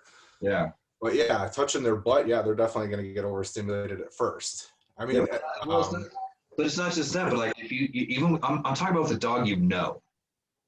You're saying the exact same thing. It doesn't decrease. It's not conditioned. It's conditioned that you're trustworthy and they know behaviors are going to happen with you afterwards. But if you scratch their butt, they don't calm down. If you scratch their neck, they don't calm down. You scratch their chest, same movements. They calm down. You can do it 2 minutes, 5 minutes, 3 minutes and see what the difference is. But remember, what Diana was saying is when your dog's wanting to be touched by you, they need opioids. Opioids makes them feel good, so they want to stay in bond, right? Yep. When they walk away from you, it means they're full. It doesn't mean they're not social. It just means they're not going through withdrawals anymore. What it means is, so if my dog comes to me and asks for scratches, like we've got the relationship and something stressed my dog out and it came to me and goes, cuddle me, right? We've got the establishment. So I'm scratching the dog, I'm giving them care, or I'm just hanging out with my dog and we're just doing that. And once they move away, they still are bonding. They're going to want to play with you or do something a little bit more fun. They're going to go seek out, go find a scent, it's not that they are neglecting you or they've had enough of you. They actually still want you to join them. And that's where people miss out on, because all this is social with the person you're supposed to be with. The panic grief system, the care system, and the play. People just go, oh, you left me alone. So they go into their panic grief system like, oh, I don't feel wanted anymore. Well, go get your care and go interact with the individual that feels better. Because if somebody makes me feel better, I'm going to find a way to be more involved with them. Be like, okay, if you made me feel better, I feel better. So I'll crack a joke to try and keep you coming up with me. You know, I'm not trying to like, oh, thanks, and then leave and not forget this and not think about this person again. Or go do my own thing and say, no, go away. I'm usually going to do something to make it social to where we're all going to want to do it together. People think just because a dog walked off that they're done with us. No, that just means they found this out with addicts. When you have your heroin, you have your opioids. I mean, you're craving, the reason why you're going through withdrawals is because you are low on opioids. Once they get their drugs, they are, it's not that they're not social, they're just content. They're Well, just happy at the moment. they don't have to get it from. They don't need to get it You from know somebody else how anymore. drug addicts a lot of times they distance themselves from the family, and that's because they get their opioids from an outside source. So they don't need to be so. They They don't don't need to need to reach be- out to anybody They else don't need to have that from their loved ones. in that moment. But see, here's the thing about the addicts is when you're low on opioids, you're going through withdrawals. If they were to feel safe enough to reach out to somebody, and this is what they did with that cocaine water when they finally made the rats social again, is if the addict felt a little bit more safe with somebody, they would start turning to that person, but they would also have to admit that they're in a lot more pain than they thought. So that's what we try and do with dogs. We try and show them that, look, when you asked for help, nobody was there for you. I need to change this. But it's going to take pain, because that's what emotional pain is. That's what the panic grief system is. It is emotional pain and it hurts. So you're going to get a dog that might snap a little bit more. Somebody's going to go, oh, he doesn't want it. They don't know how to take it, but it's always there. And if you really watch, they're always trying to look for it, whether it's a tail moving this way towards you, they're staring at something, you call their name and the ear twitches. They're fully, if they have not ran away from you, if they have not attacked you, they're seeking to be social. Whether it's on leash or not, if they're stopped and staring at something, you are still part of their environment. You may touch them because they're gathering, you may touch them and get a startle response. But if you notice the startle responses are still, it's an innate fear. Mm-hmm. But notice how quickly, this is why it's a startle and it goes away, how quickly they become social. Because your brain does not want you to die. Right. We're designed to survive and thrive. So you can do a startle response with a dog and it'll look at you and go, oh, hey, it's just you. You just brought in rewards. That wag, that tail, all that stuff, that acknowledgement, even it goes right back to something else. You took it out of that immediate anxiety, anxious state. So if you went through that anxious state and all of a sudden, like your friend comes up and taps you on the shoulder, you're not going to be like, do you want to join? And you're going to rage on them. If you did, you were in a bigger issue than you thought. You were too busy thinking about stuff that you have to do. But once you realize it's your friend, dude, I almost beat you. You almost got punched in the face. Well, yeah, I dare you to punch me in the face. Right. Well, you wouldn't do that. You're so full of it. I've never seen you punch anybody. But this time, man, whatever, dude, you're cool. You're cool. You start to feel better and you start to de-stress. We'll get a boom. Let's go find some girls. Let's go for a cruise. Let's go ride our motorcycles. Let's go get dressed up and go out. Let's go see a movie. Let's go do something fun and social. Dogs do the exact same thing. They just don't vocalize it. They expect us to understand their language because they're always understanding ours. Our body language, if we're too busy being annoying, they're going to go look down. I have posted a video, actually, yesterday. It's kind of at a distance. The horses, after the situation on the road, I had Blue tied up because I was cleaning out the van, and it was a nice day. I wanted him outside, not sitting in the cabin. The horses walked by, and actually, for whatever reason, they walked behind the cabin. Blue saw that. I was not there next to him. And he saw them coming. That's why I started to film. But I focused in on him. And you can kind of, I thought the horses were going to be in front of the camera the whole time. And thought that was going to get stupid. But they walked around. So I hung out with Blue. I didn't do anything. I started playing with him. He played my way. Like I had my hands up. We're playing rough. He's slapping me. He's spinning around. He's bouncing. So I put my hands on the ground and start playing with his toes. Soon he starts mimicking and does that as well. So he starts playing lower. And then he starts to come in for cuddles. Well, that was my play. Yep. He was choosing to get my attention, play my way to stay social with me after those horses. Less than 24 hours of him going through the highly stressful situation. So the 72-hour Time frame that downtime was not possible. Right. Which is never possible. So, because the brain never stops. Right. So we did that, and then he ignores me for a minute. He came in, bounced around. We did all kinds of stuff, a little bit of play. And then he ignores me and starts looking for something. And it wasn't that he was done with my attention. It was the fact that I wasn't recognizing his needs anymore. I wasn't playing his way, which once I said, you want to catch? He gets excited over the rock. That's the way he wants to play. Then afterwards, we went in and took him out. We cuddled a little bit more because he played my way. And it's only fair. We teach you in dog training. The play kind of has to be mutual. Not 50-50, but eventually you got to start to see it. If somebody doesn't like it, they can take a break. Ebb and flow, yep. Ebb and flow, yep. It's got to have the ebb and flows. And you can have the rip currents once in a while, but that means you're going to be able to conflict resolution, all that stuff. I wasn't doing that. So he stopped. And so he went to go chew on something. Oh, well, you played my way. It's only fair that I play your way. Right? And I didn't use treats. I used a stick. And I'm playing with it. And he's waiting for it. He took it. And then he would bring it with me. And he wanted me to chase him. So I chased a little bit and let him bounce around. Because anytime you have this highly stimulating situation, the stress chemicals are adrenaline, cortisol, DHEA will come up into it soon, oxytocin.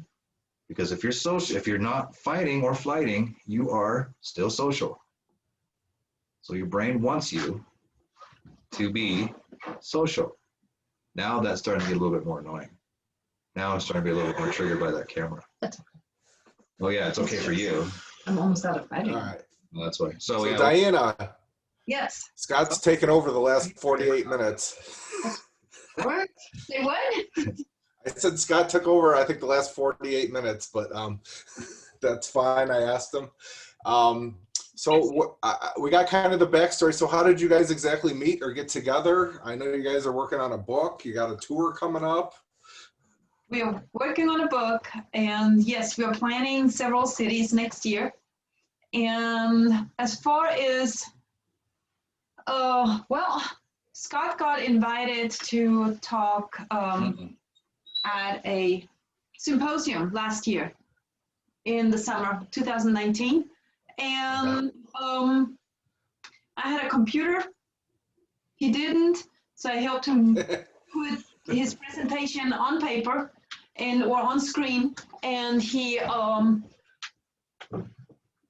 was before ADB got to have a name.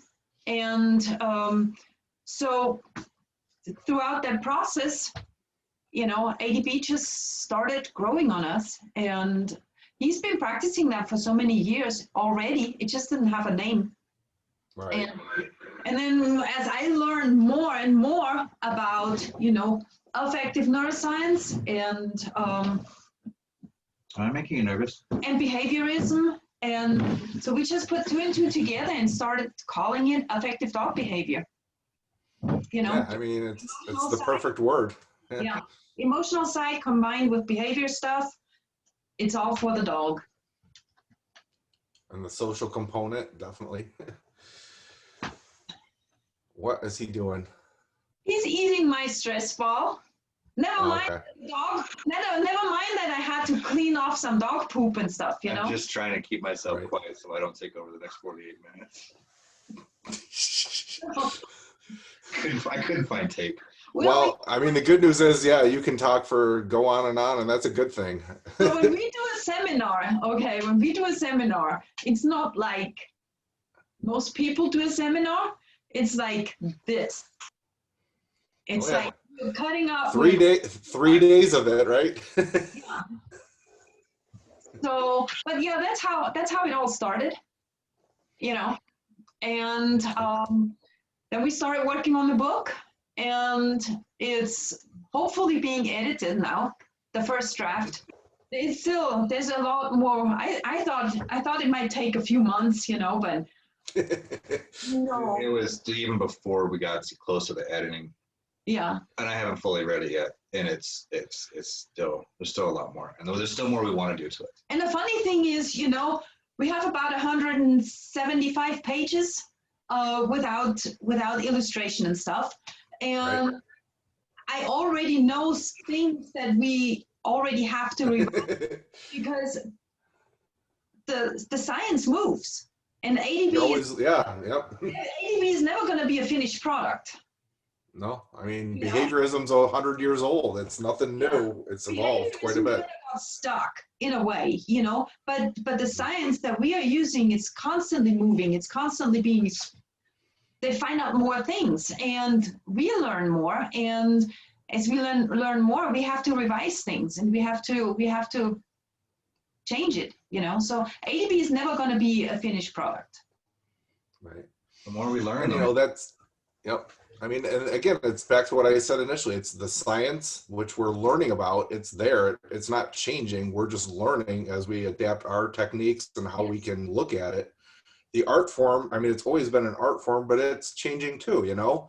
yeah. You talked about, you know, the old school styles, the crank and yanks, the prong collar corrections, the, you know, the do what I say or else something bad will happen and you'll learn to just do what I tell you. But you know what I learned, and correct me if I'm wrong, if you've heard differently, but even when they were doing those techniques, a lot of the trainers were getting bit and they had, you know, a lot of incidents and the dogs really were still resisting. And what they did was have them spend about 2 weeks bonding and getting to know each other as a dog and a person, have a relationship.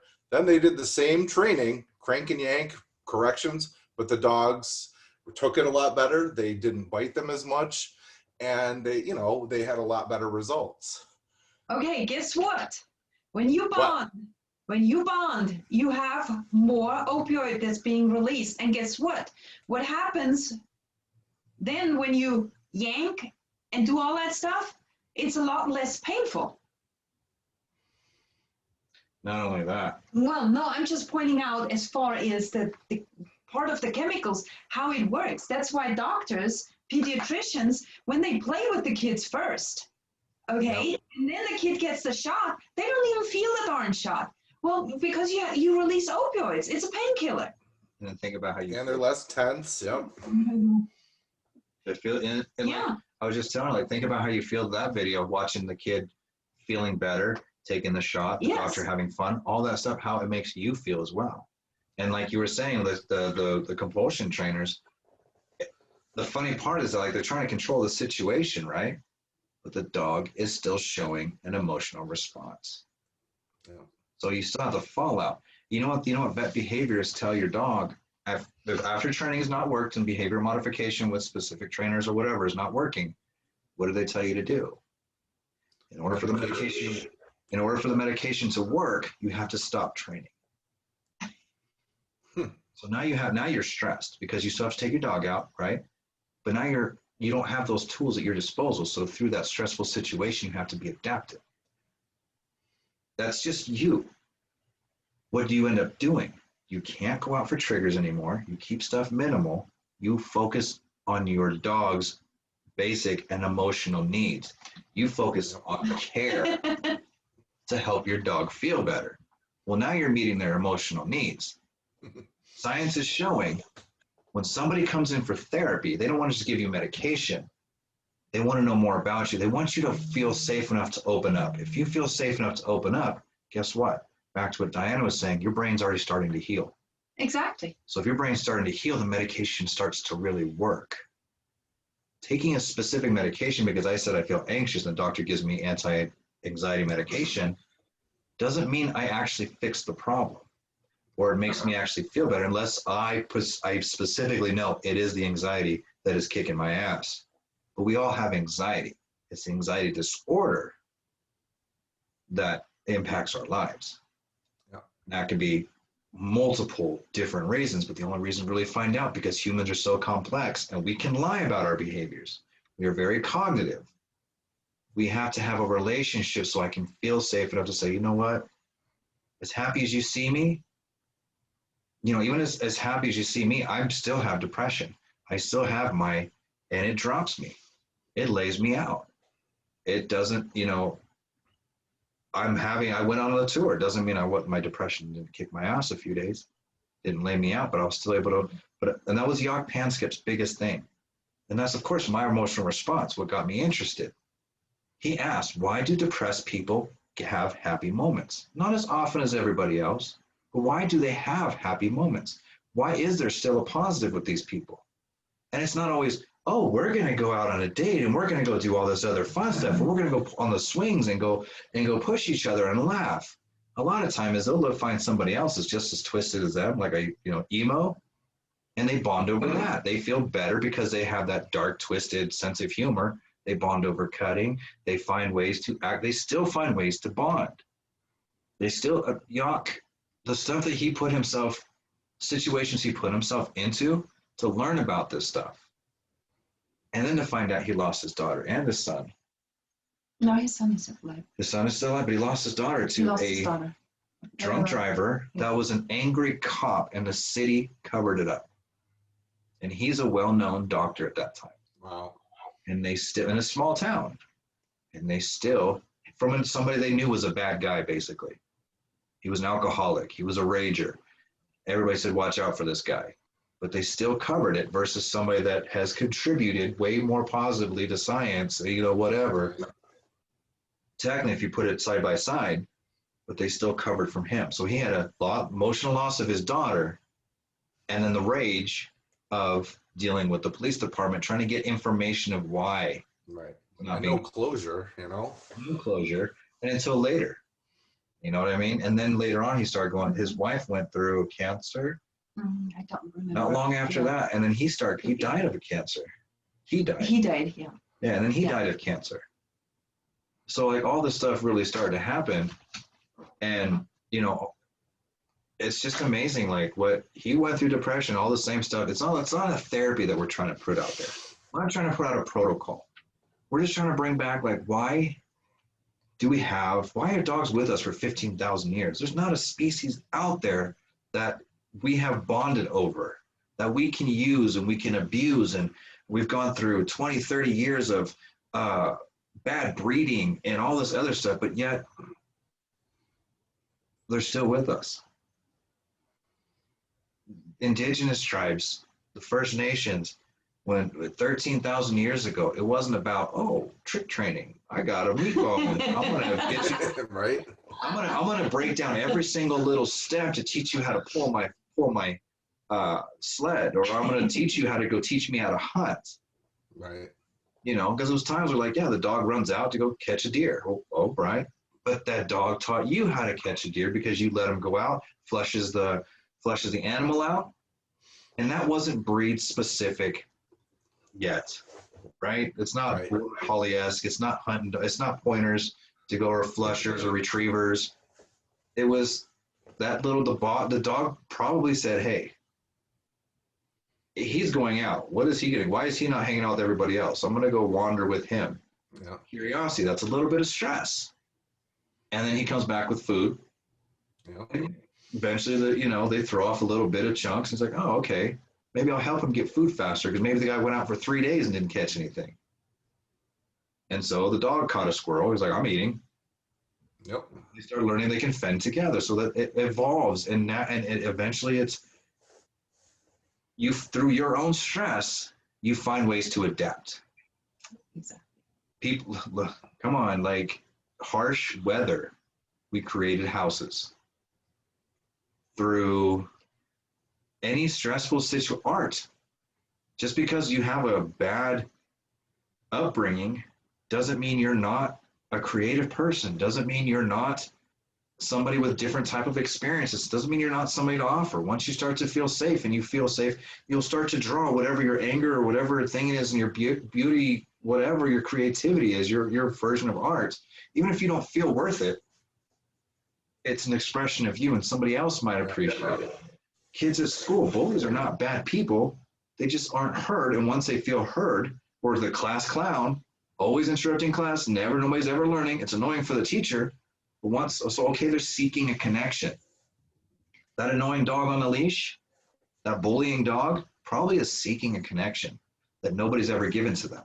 That's why they were probably put in the pound, while they were given to the neighbor, while they were tossed out into the street, because they weren't understood in ways that they felt safe.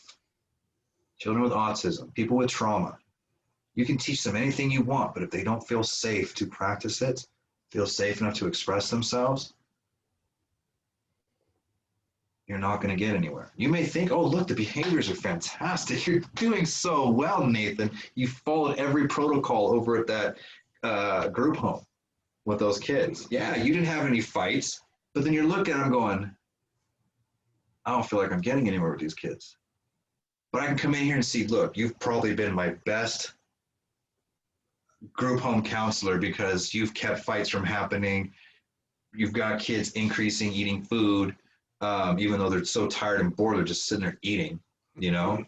Behaviors, our interpretation of behaviors can be wrong. And my dog can lay there for 9 hours in the cage, nice and calm. My dog is used to it. Well, never mind that dog is going through a depressive state because the opioids and the oxytocin are lower. And so, you know, we a lot of times we do misinterpret behaviors just because it's the outcome that we might like, or it's an outcome that we don't like. So we see what we like, we see what we don't like, and then we try to change it, or we try to reward that, you know, and rarely do we ask about what's going on in the brain, because that's not what we want to look at, because we can't see it. And that's what effective dog behavior wants to do, is educate about the brain so that when you do see a behavior, you are aware of what it could be or couldn't be. You know, you are aware of the process, the trickle-down process of the emotional systems, so that you can try and keep your dog in the social emotional systems. Yeah. So that they don't have to go down into fear. And even when they do go down into fear, so that they feel safe enough to come to you for emotional support. And the fear might still be there. You know, it might still be going on, but your support helps them deal with that, helps them cope with that in their way. And this is all science. I always tell, yep, if you're there when your dog needs you, that's half the battle. Well, you can bond with your mom. Like, how, like, sorry, like, when you're sick, who do you call out for? That's probably the person you have when you're at your worst, who do you call out for? That's usually who's the one that's made you feel the safest. Through that stress, you're still seeking out somebody else. Yep. I mean, dogs will do the same thing. We just don't recognize those behaviors because it's up to our interpretations, because it's guilt. Our guilt kills us. Oh, dude, my dog's, when we look at our standards we put on ourselves when we take a dog for a walk. Don't bite. Don't get anxious. Don't run away.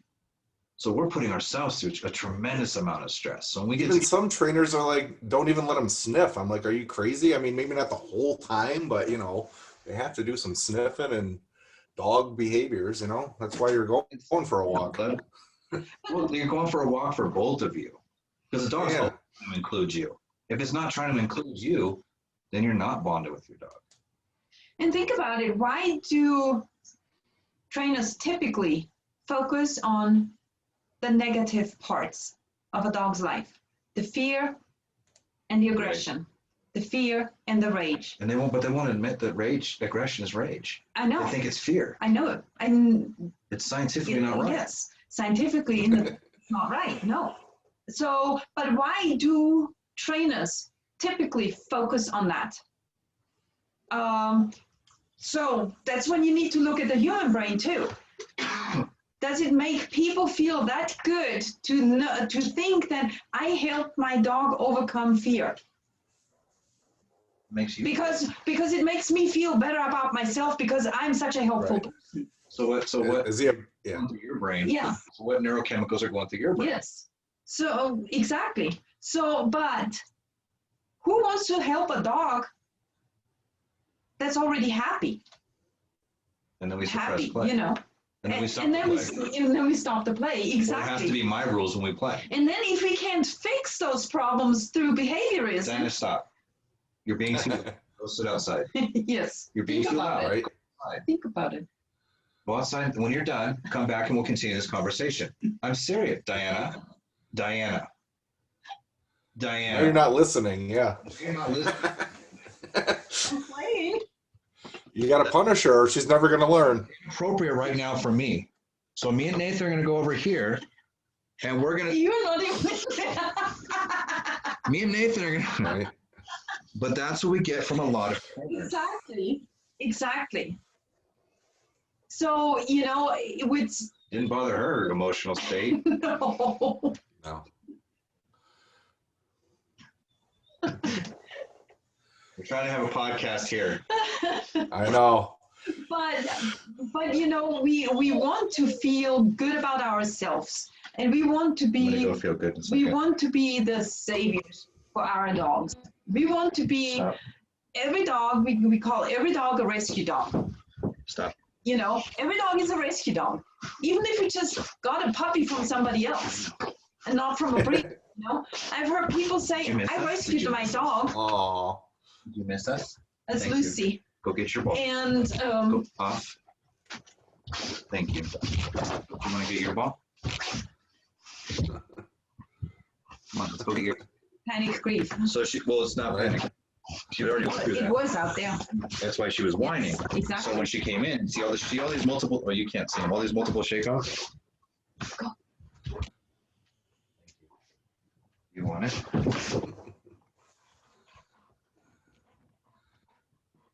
We're getting a live demo. Here we go. I just don't want. We got too much of a small space, and she's a big golden. She actually technically really wants mom. But see, she's actually a little bit calmer, but she's trying to seek things to make her mouth feel better. That's what dogs want to do. What do you think, Lucy?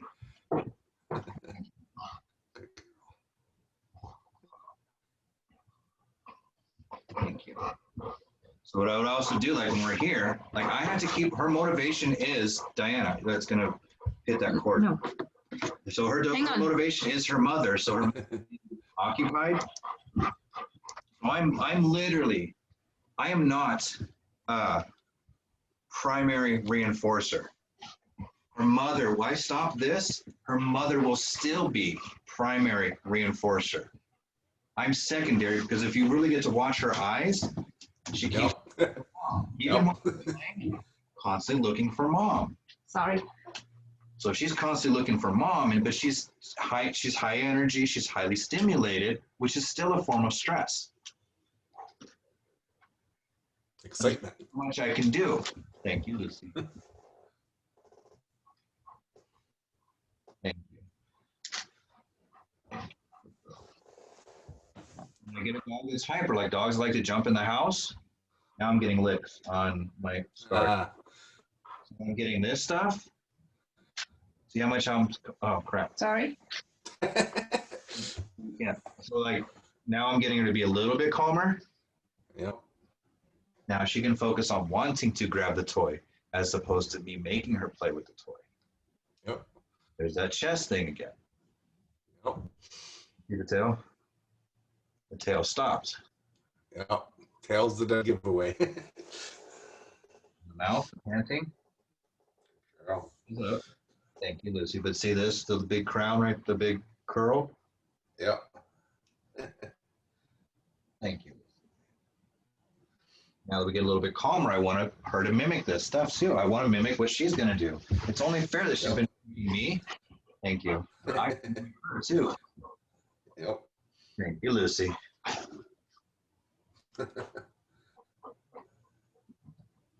Getting those opioids. Stretching out. Yep. Stretching out the legs. Yep. Adrenaline's already in her system. When she came in, we got to work through that adrenaline. It's already in. She saw us. Thank you. You want to get your ball? Now we can communicate better. And Lucy is still going to mother.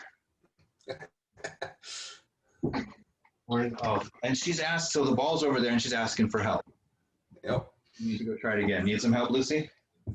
Oh, you got it. Good girl. Oh, Lucy. How old is she? She was 3 in August. Oh, yeah, Falcon's a couple months behind her. My golden. Very nice. All right. This little game of tug with just my finger in the Kong, we're matching. Oh, yeah. Interacting and engagement. Tail's very high up. Now it's lowered a little bit. She's still trying to mimic because I'm on the ground. She wants to stay on the ground. If I bring it up here, ready? I'm gonna go up. If I bring it up here, thank you. In about a minute, and let about 30 seconds, she's gonna match what I'm gonna do. So if I talk and try to communicate up here, you're more likely to jump, and you're gonna. Or not. So if she wants to do this, now she's able to communicate and say, this is what I want. Now I can mimic the best of my abilities. Because I'm not a dog. I don't have 4 legs. I can't just flop on the ground. Plus, also the anticipation. I know we have to finish this podcast. It's more about us than it is about this is good. Yeah. Well, I mean, like trying to communicate, and I still got to focus on this and this. Dogs can focus on. She knows now. She's finally realized she's not getting mother's attention. Yep. But the touch is helping her. Yep. Good Carol. Now, have you studied or looked into like Tellington T-touch or any of those type of hands-on type things? Trigger point release? No, it's too technical for me. I try to. Yeah, I try not to get all wrapped up in it, but there, definitely some things you can gloss out of it.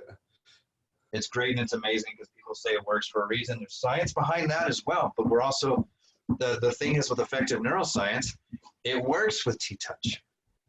Yep. There's not a situation where ADB does not work with anybody else. I guess I got to talk to the camera. I'm trying to talk to this camera, which I'm looking over, and it looks like I'm going over there. But a big thing I've noticed since I've kind of switched over the last few years is, a lot of times you focus on the obedience. I want you to sit, I want you to lay down, I want you to go to your bed, I want you to stay, I want you to walk in a tight heel. And, you focus on that and you miss everything else. So we start with everything else and then that stuff kind of falls into place and, it's not as important, but you still get the dog to respond and understand what's safe and expected and, how to respond to you, especially when they are excited or stressed. Well, if you think about it like this too, what they're trying to tell you now when you get a shelter dog or a rescue dog is give them 7 to 14 days to decompress. The shutdown, yep. When you get them out of the shelter because you don't know what you're going to get. So you want to understand you're not going to take them for a week. We tell you literally, go home, stay home for 7 to 14 days. Yep. Once you start to relax, they feel safer in the world. Make sure, show them what it is. This is the time to take you outside. Your food's going to be here. Your water's going to be here. Once they feel safe enough with that consistency, then you start to take them outside. Of course, on leash, you reward them where you want them to be at.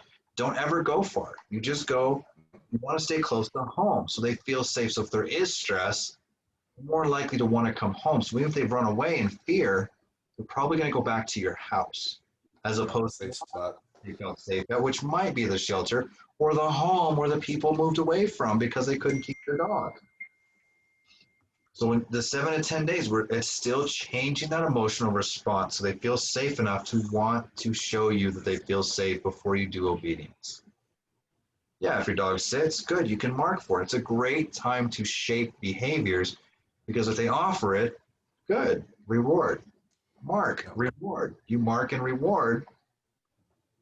It's not the treats that makes them feel better.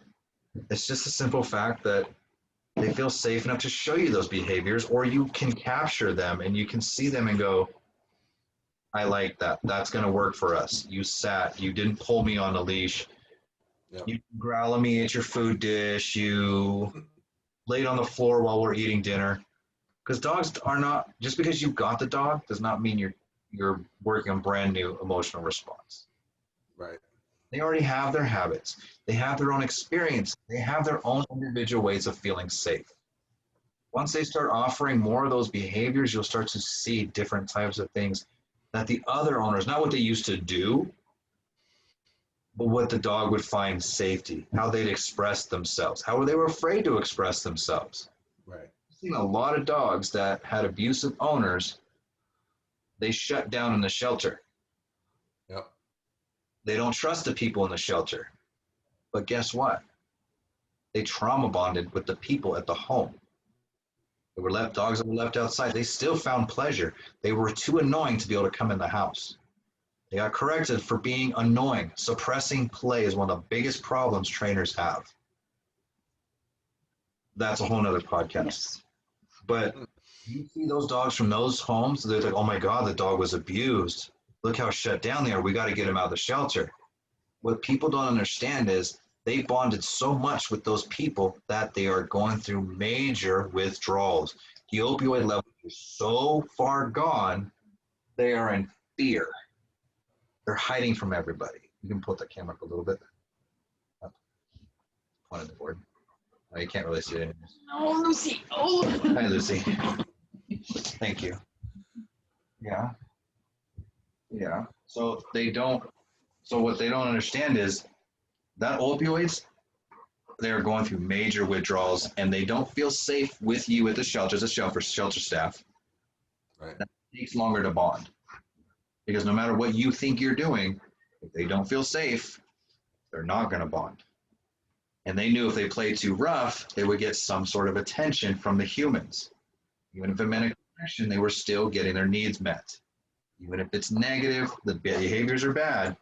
But sometimes people will beat their dogs and turn around and go cuddle with them. Trauma bonding. It's a thing. It's real. And if that's what the dog does and they go get taken away or they get lost or anything else, it's not because they were beaten why they can't bond in the house or at the shelter. It's the fact that the shelter staff are not stopping to understand that dog's needs. They think it's fear, aggression. It is. But under those things, there's always some reason why, because they are not getting their emotional needs met. They don't feel safe. Always a individual. Always. Oh, Lucy. I love them. That's my first golden, and I absolutely adore her. Oh yeah, I got one too. Yep. See, now she's telling me how to play. How does she want my attention, even as annoying as I was? If I can be annoying, she's going to be once. Hear that static cling on her tail. See? Oh, you want to do cuddles instead? Okay. If you don't stop and ask. Yep.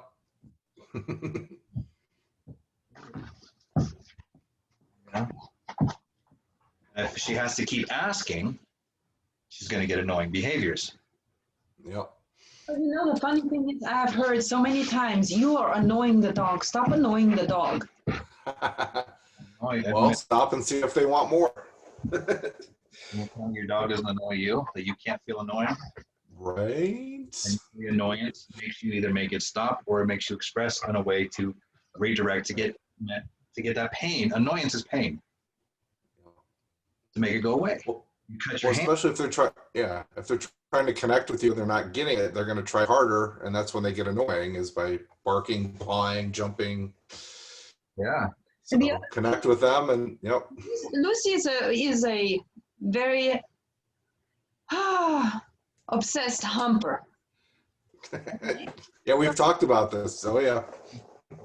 Not with me anymore either, because I watched what you do. And so I just copied kind of what Scott does. And so whenever she humps, hang on. Whenever she humps, I start tickling her belly. Yep. And why not go for the belly? It's a very sensitive area. Mm-hmm. Response. It's a startle response, but it's a fun area. And you wouldn't believe how she starts to play. Mm-hmm. So instead of humping now, she plays a lot more. So I'll have to try that one. instead of asking her to put all 4 feet on the floor Or removing yourself. or removing Right. yourself, That doesn't stop adrenaline. That creates Exactly. frustration. Yep. you just go kind of goofy with them, just in your way. And if they're humping, it's overstimulation, high emotional stress. And if they're doing behaviors, that means they have adrenaline coursing through their brain. If you have adrenaline coursing through your brain and your body, that means you have to move. That's just science.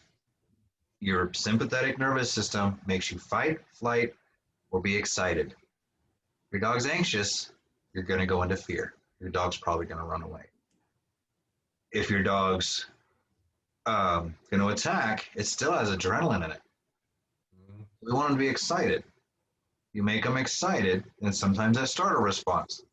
What happened? Did they get you? What? And they jump to you. Oh my God, you're so crazy. But they see that you're, remember, when you're upset, you're ready to fight or flight. Dude, it's what we call tunnel vision. You're so focused on that, you don't recognize everything else. So when you have to look at something else, you're going to show that, hey, that's frustrating. All right, we'll make it better. How do you want me to make it better? I'm in a good mood. And if I'm in a good mood, the things are going to bother me a lot less, unless you flat out attack me, then we're going into trauma. Right. All those little connection-seeking behaviors. Mm-hmm. A little eyes of regulation. So if they're overstimulated, that means you didn't meet their needs to begin with. So the adrenaline, of course, it's part of its impulse control. The humping is basically like OCD, meaning a physical and emotional need are happening at the exact same time. Emotional need to come to you to play was not met. Whether it's because you weren't ready or whatever, it happens. We're not going to meet every single emotional need right away. Sometimes it takes those mistakes of, crap, my dog's humping me. Crap, my dog attacks me. Crap, my dog's acting out. Crap, my dog ran away.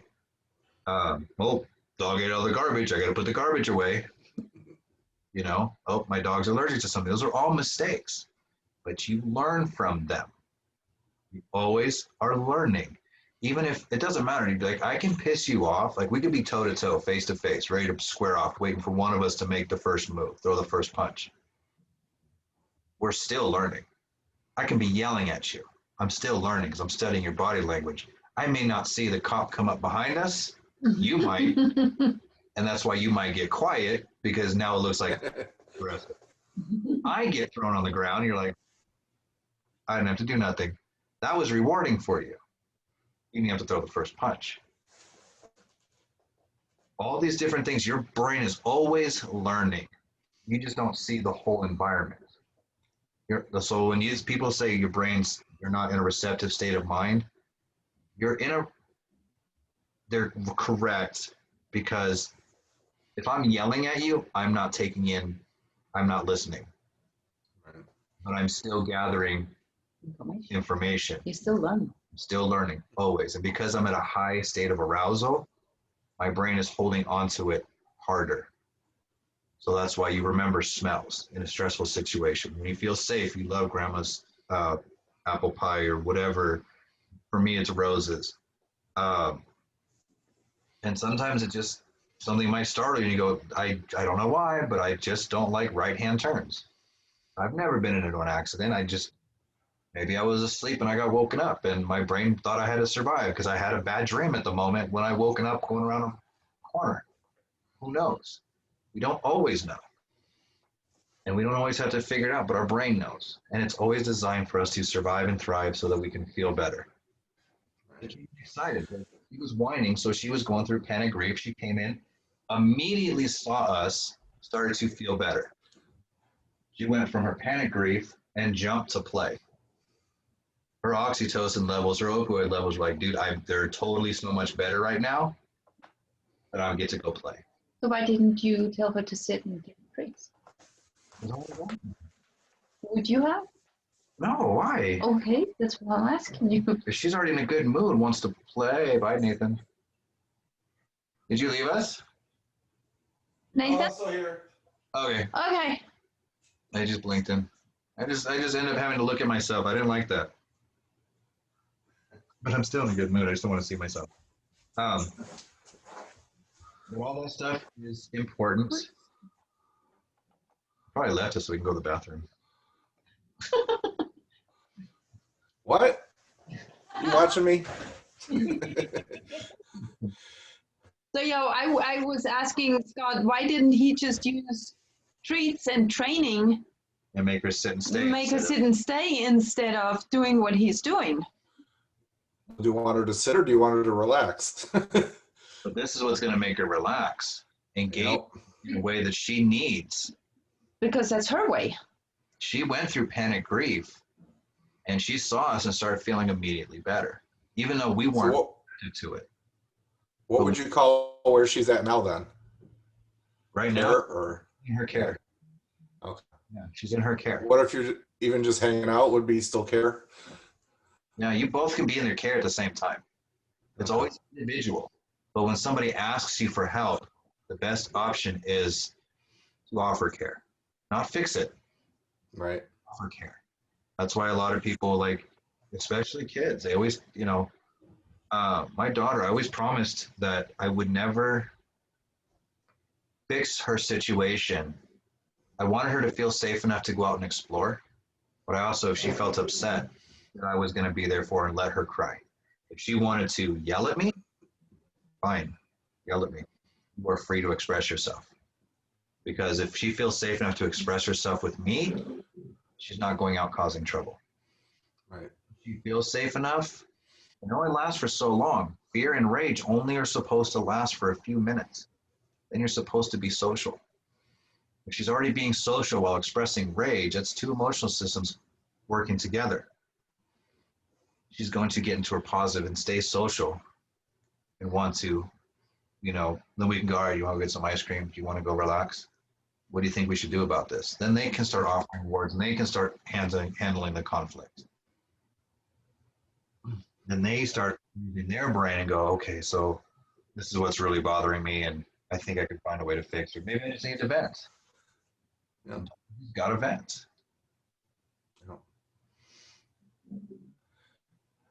And what you're doing right now, I have to get to that point with every dog, and that's kind of a starting point. You get the dog relaxed, calm, and then you build from there.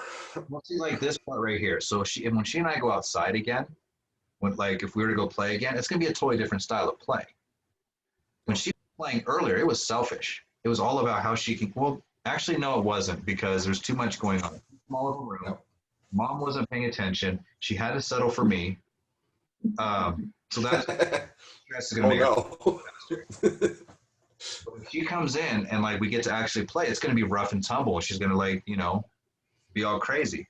And then we'll do this, we'll settle. And then when it's time to go play again, okay, let's go out and go potty. We've got that rest.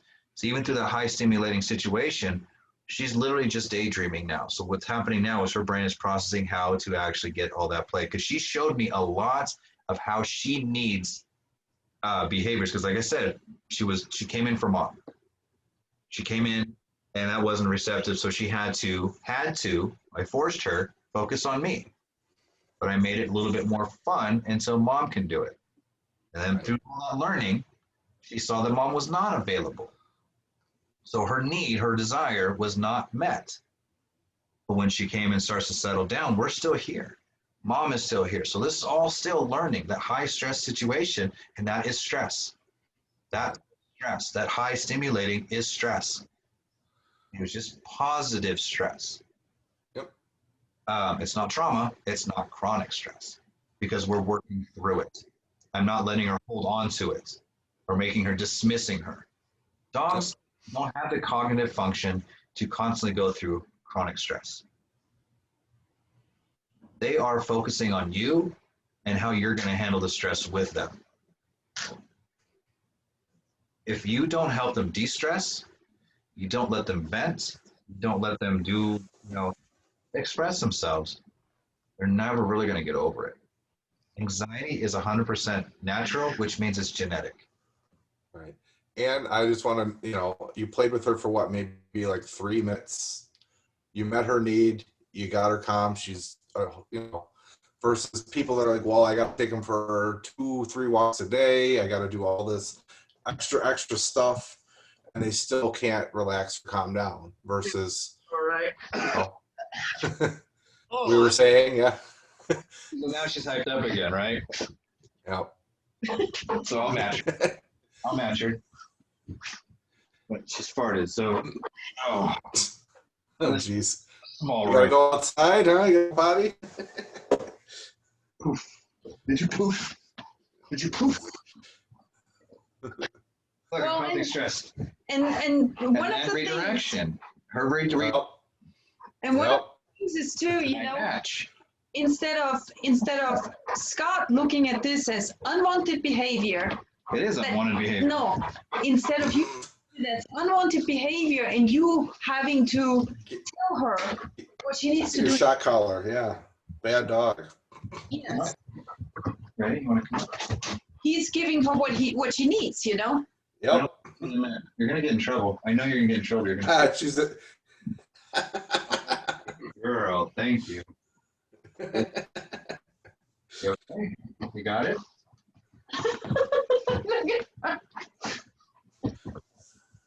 This is turning into the Lucy show here. Again? Lucy, got some explaining to do. Yeah, I know what you're really trying to do. Where did it go? My puppy's already blind because of you. Oh, that she already has an association with that puppy. It's now she's playing. 2 puppies. Lucy, can I see it? Can you get it? Go get it. Lucy, here's the thing. I say, can I help you with it? It's going to be, am I going to help her with it? Mhm. I don't have treats to trade. Let me see, Lucy. Let me see. Out, please. Lucy. Can I get it? Thank you. Oh, goodness gracious. Hold on. Let me. Nice butt. Okay, she's not allowed to have these. These are in this room for a reason. So she's not allowed to have these. So now we're going to. Thank you, Lucy. And I've already let her go up on the chair because I thought it was fun. I see him. Thank you. Oh, yeah. The thank you. That's that little thing that most people, you're not saying good, but you're thanking them for doing, Thank you, Lucy. Good girl. Leave him alone, please. Thank you. Hold on. There you go. I stopped her. I don't want her to go forward. Thank you, Lucy. Sorry. Conversation never ends with dogs. Never. Hi, son. Sorry, everybody. No, that's all right. Thank you, Just Lucy. trying to set the Good camera view. up again. We don't have a training room, so is it good? Thank you, Lucy. You want to see what mine looks like? Look at that messy mess. That's why I got the background. Thank you, Lucy. Well, she was worried about seeing. Well, now you can see all of your mess. Now it's a mess. Oh, that's okay. But It's too late now. So in the beginning of this thing, I had, and if you notice the beginning, there was these cabinets and these drawers. yeah. Oh, we can't see. They'll show that stuff on camera, but I made her leave it. How much more is exposed because we established a relationship? How much more laughter we've had? What do you think, Lucy? That's right. Thank you, Lucy. Oh. You cannot have them. You cannot have them. You cannot have them. You cannot have them. See? Oh, crap. Really? You cannot have them. Oh my God, you cannot have them. You cannot. Oh, you cannot. Oh, you cannot. Wait, Lucy. Where's your bone? Where's your bone? What was that? You trying to get everybody? Yeah. All right, gang. It's 10:30, almost my time. So No. I definitely want to do this again. 30. Let's see, to cover everything. Anything you wanted to talk about that we didn't touch upon? You didn't give me any chance to talk, so I've got a lot to say. I know. It's all right. You can have me on a podcast and tell me when to shut up. No. And I love to talk too. I did my best to not just talk the whole time and let you guys talk. So I hope I did all right with that.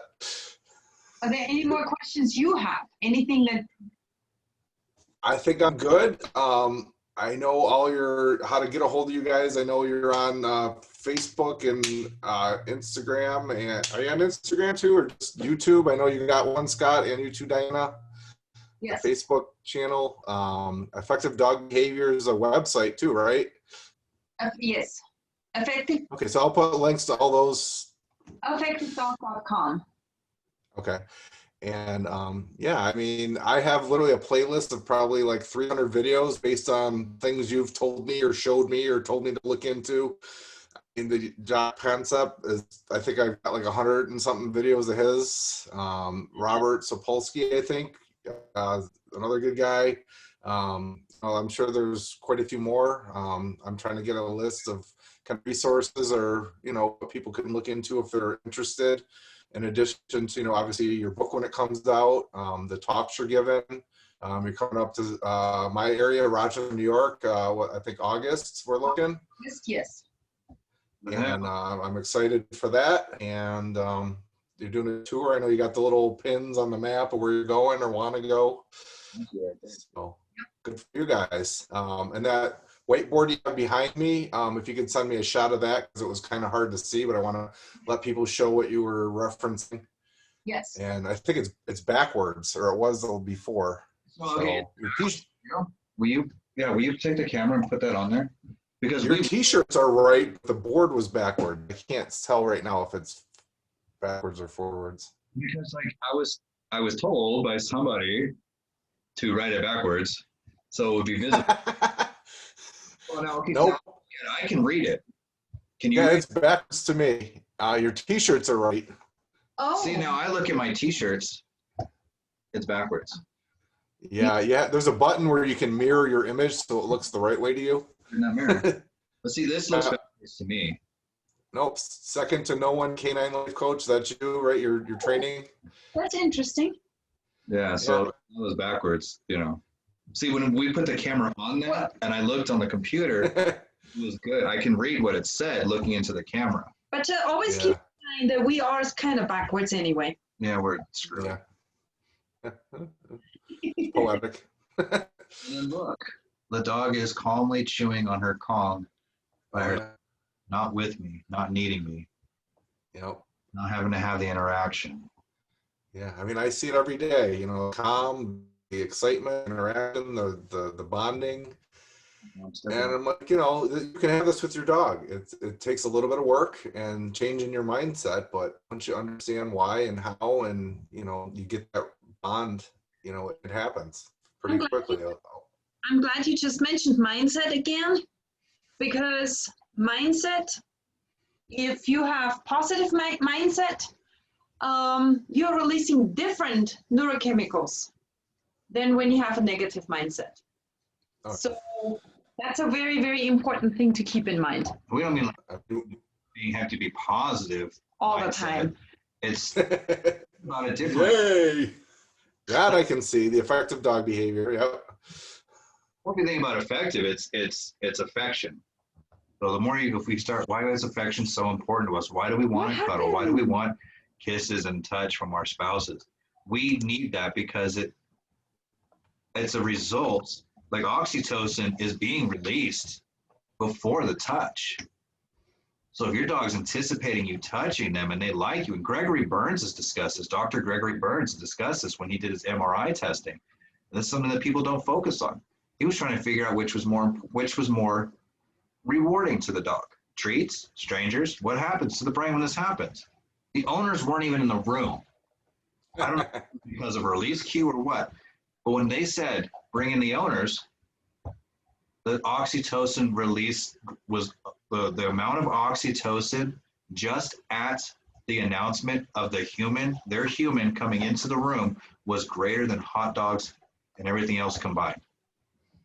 Wow. Connection. Yeah, it's not getting the reward, it's anticipating getting it. It's the expectation. And because what are you going to do with it? Like, if you can expect it, I'm expecting, and this is a scientific thing too. Like, if I told you this was the best steakhouse in the world, or whatever. So you said, we'll use steakhouse because that was what I'm familiar with. We bonded over steak, right? And I told you, when you come out here to Cali, I've got the best steakhouse in the world. You got the greatest sauces. It's got the greatest sides. You're the waitresses. Anything that was appealing to you, I catered to and said, there's none, bar none, second to no one, right? That's a lot to live up to. There's actually a term, I don't remember what it's called, but if it's that me building all that up and you're like, yeah. And if it doesn't meet your standard, it's going to be one of the worst things you've ever had. Mhm. That's a scientific term. I don't remember what it is. Well, Expectancy theory. What was that? Expectancy theory, I think. If it meets or exceeds your expectations versus if it doesn't, Yeah, I can't remember. how much has been built up. Yeah, I'll look it up. Good Yeah, topic to talk. and also, you know, as far as the expectation versus the reward, look at how often you might get excited over buying a new car, or you get excited over buying a new house. And the moment when you sign the paperwork, you actually go through a state of buyer's remorse. Yep. The dopamine decreases. Yep. Everybody does, you know? Yep. So that's expectation versus reward. And then there's also Simone Gabois, I probably said his name wrong again, discusses liking. So your seeking system has the wanting, the expectation, which will also lead to the liking part of it. So that's why we like. And we like this conversation. We like this conversation, Nathan. I swear to God, we like Thank this you, Nathan, conversation. yes. We like this conversation. No problem. But just like those simple little things, it's the liking can be as very simple. You don't have to love it or enjoy it, but you'll like certain little things because the way the brain is set up. So you want to repeat, not just repeat good habits or reinforce the good stuff, but it's also so you stay away from the dangers. So you look at a danger and go, I know if I walk over here, it's going to be more rewarding. I like it over here. I like the dog. I like hanging out with mom or dad. I like getting kibble versus beef liver. All these different things, but it's the expectations that we're always so focused on with dogs. Right. Which is important. That's the dopamine. The dopamine isn't the satisfaction, it's the expectation of it. Yep. Yeah, that was the biggest thing that kind of changed my perception of it. It's not getting the thing, it's expecting it. And Yeah. once you get it, it actually, it goes down, and now you're like, well, what's next? You know, and if they're only in it to get that piece for that treat, it's like, well, did they expect it? Did you give them that kind of that lag that they need to have that, oh, I really want it, and then you get it. You know, so you don't just say yes and throw the piece of food immediately. It's yes that they look at you. Do you have something for me? Oh, thank you so much. Now you're giving it to them. And then it's you, that whole feeling of it's coming from you, like a gift even. Wow. Or, you know, you're providing for them. And, you know, we threw around that term alpha earlier. Obviously, we know it's a mating pair, and it has no place in dog training with humans, but it's still there, you know, and it was, you know, wolves. But as far as we're providing resources, protection, safety, food, shelter, fun, connection, and, you know, engagement, those are all things we provide. So Franz de Waal, what he says is with the alpha is actually more just as stressed as a submissive, the lower ranking male. But what people don't understand is what Franz de Waal found out is when you bring a colony of gorillas over, or you just study a colony of gorillas, the alpha male actually has to break up fights, has to console the loser, has to make sure everybody else gets fed. But he also said that there's also a coalition that will help get certain males elected. Yep. So there's so much more that just alpha is not just being a certain type of personality type. You have to be like a leader, like Yep. lots of being an alpha. You have to be worthy. You have, and exactly, you have to be worthy. Because A benevolent leader. I tell people the relationship with dogs and humans is more like your cousin. You have that emotional response to them. You want to take care of them, the younger cousin, not older cousin. Yeah, right. You can look out for somebody that's going to enjoy coming over to you, somebody that's happy to see you almost all the time. You don't have to worry about punishments. Right. If there is a punishment, you can get over it quicker. You're like, yeah, I don't like you right now. Go away. Why don't you go outside? I don't want to go outside. All those different things where you're more likely to be a little bit more free in your emotions. Because if you're a little bit more free in your emotions, you're still in the moment. You're not Right. anticipating negative or highly stressing yourself out. And you could be a little more playful about things, go out, have some fun. Yeah. You guys have a little friction or a little rough spot, you get over it, you hug it out. Exactly. Like we're not going to have that mother father or mother parent sibling relationship. We didn't birth them. We didn't raise them in those first few months or first few weeks of nursing, and their oxytocin released through the breast milk. You're not going to replace that. Everybody knows who their mother is. Your brain understands mother, father, and then understands after like a certain point in time, grandmother, aunties, friends, playmates, and other different forms of relationships. I wish you guys would shut up and let me talk. Right. Diana, any last words?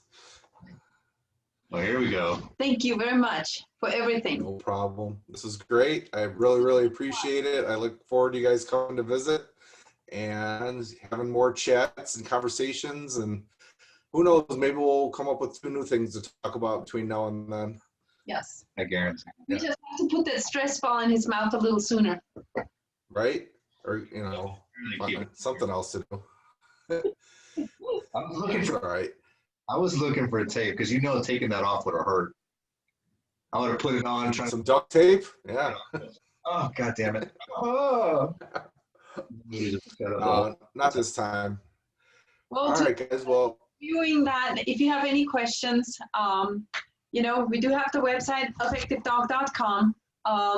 Contact us, Facebook page, and if you have any questions, if you want to learn more about this, because this movement has started, it is not going to stop. No. It's a paradigm shift. Yes. Changing how we think and The emotional approach is not going to go away. No. Not going to go away anymore. And the more we learn, the more we can better They're see already what we got to do. going in that direction now. So Well, questions, just reach out, contact us. You can contact Nathan or you can contact us. I'll try to put all the information in the, so they can have it right there when they watch it. Yes. You're one of our first, Right, so- one of our, beginning members of the group anyways, too. You know that, right? I know, yeah, it's been like not quite a year, but for a while, yeah, it's definitely grown. And I try to find interesting articles and stuff to talk about. And Yes. it's fun because, like, when we're doing this, like, we get to see how you guys grow as well, too. Like today, we had that girl with ADHD that posted stuff. Oh yeah. And she was like, "Wait, Scott, you're wrong." And I'm like, "Of course." I'm like, "No." But I had to, like, I went through her stuff, started doing a lot more research and then I cross-checked with what Yock says. And yeah, of course she has it, but I want to make sure that we've got people that have trauma on there that want to discuss certain things. They come to us Right. safe because they don't feel safe in other groups. And then that makes them want to learn. Like, people are really tired of what's going on with the therapies because they don't feel safe. It's not helping them. And these are humans that can think for themselves. Yeah, it's you know, you can't change everybody's mind overnight, but you know, we can definitely keep just showing, you know, look what we're doing here. Yeah. Neuroplasticity takes a while to reshape the brain, Oh yeah, yeah. but it will happen. And yep, and you know, the longer you've been doing it one way, the harder it is to change, but you know, there's definitely easier and more humane ways of doing it than in the past. So Yep. all right, well, kudos to you guys. Once again, I appreciate everything you're doing. I Keep appreciate it up. it. I'm gonna get out now, okay? All right, sounds good. Have a good night, guys. Thank Okay, you. thank I you. really appreciate this, man. Thanks. Yeah. Bye. No problem.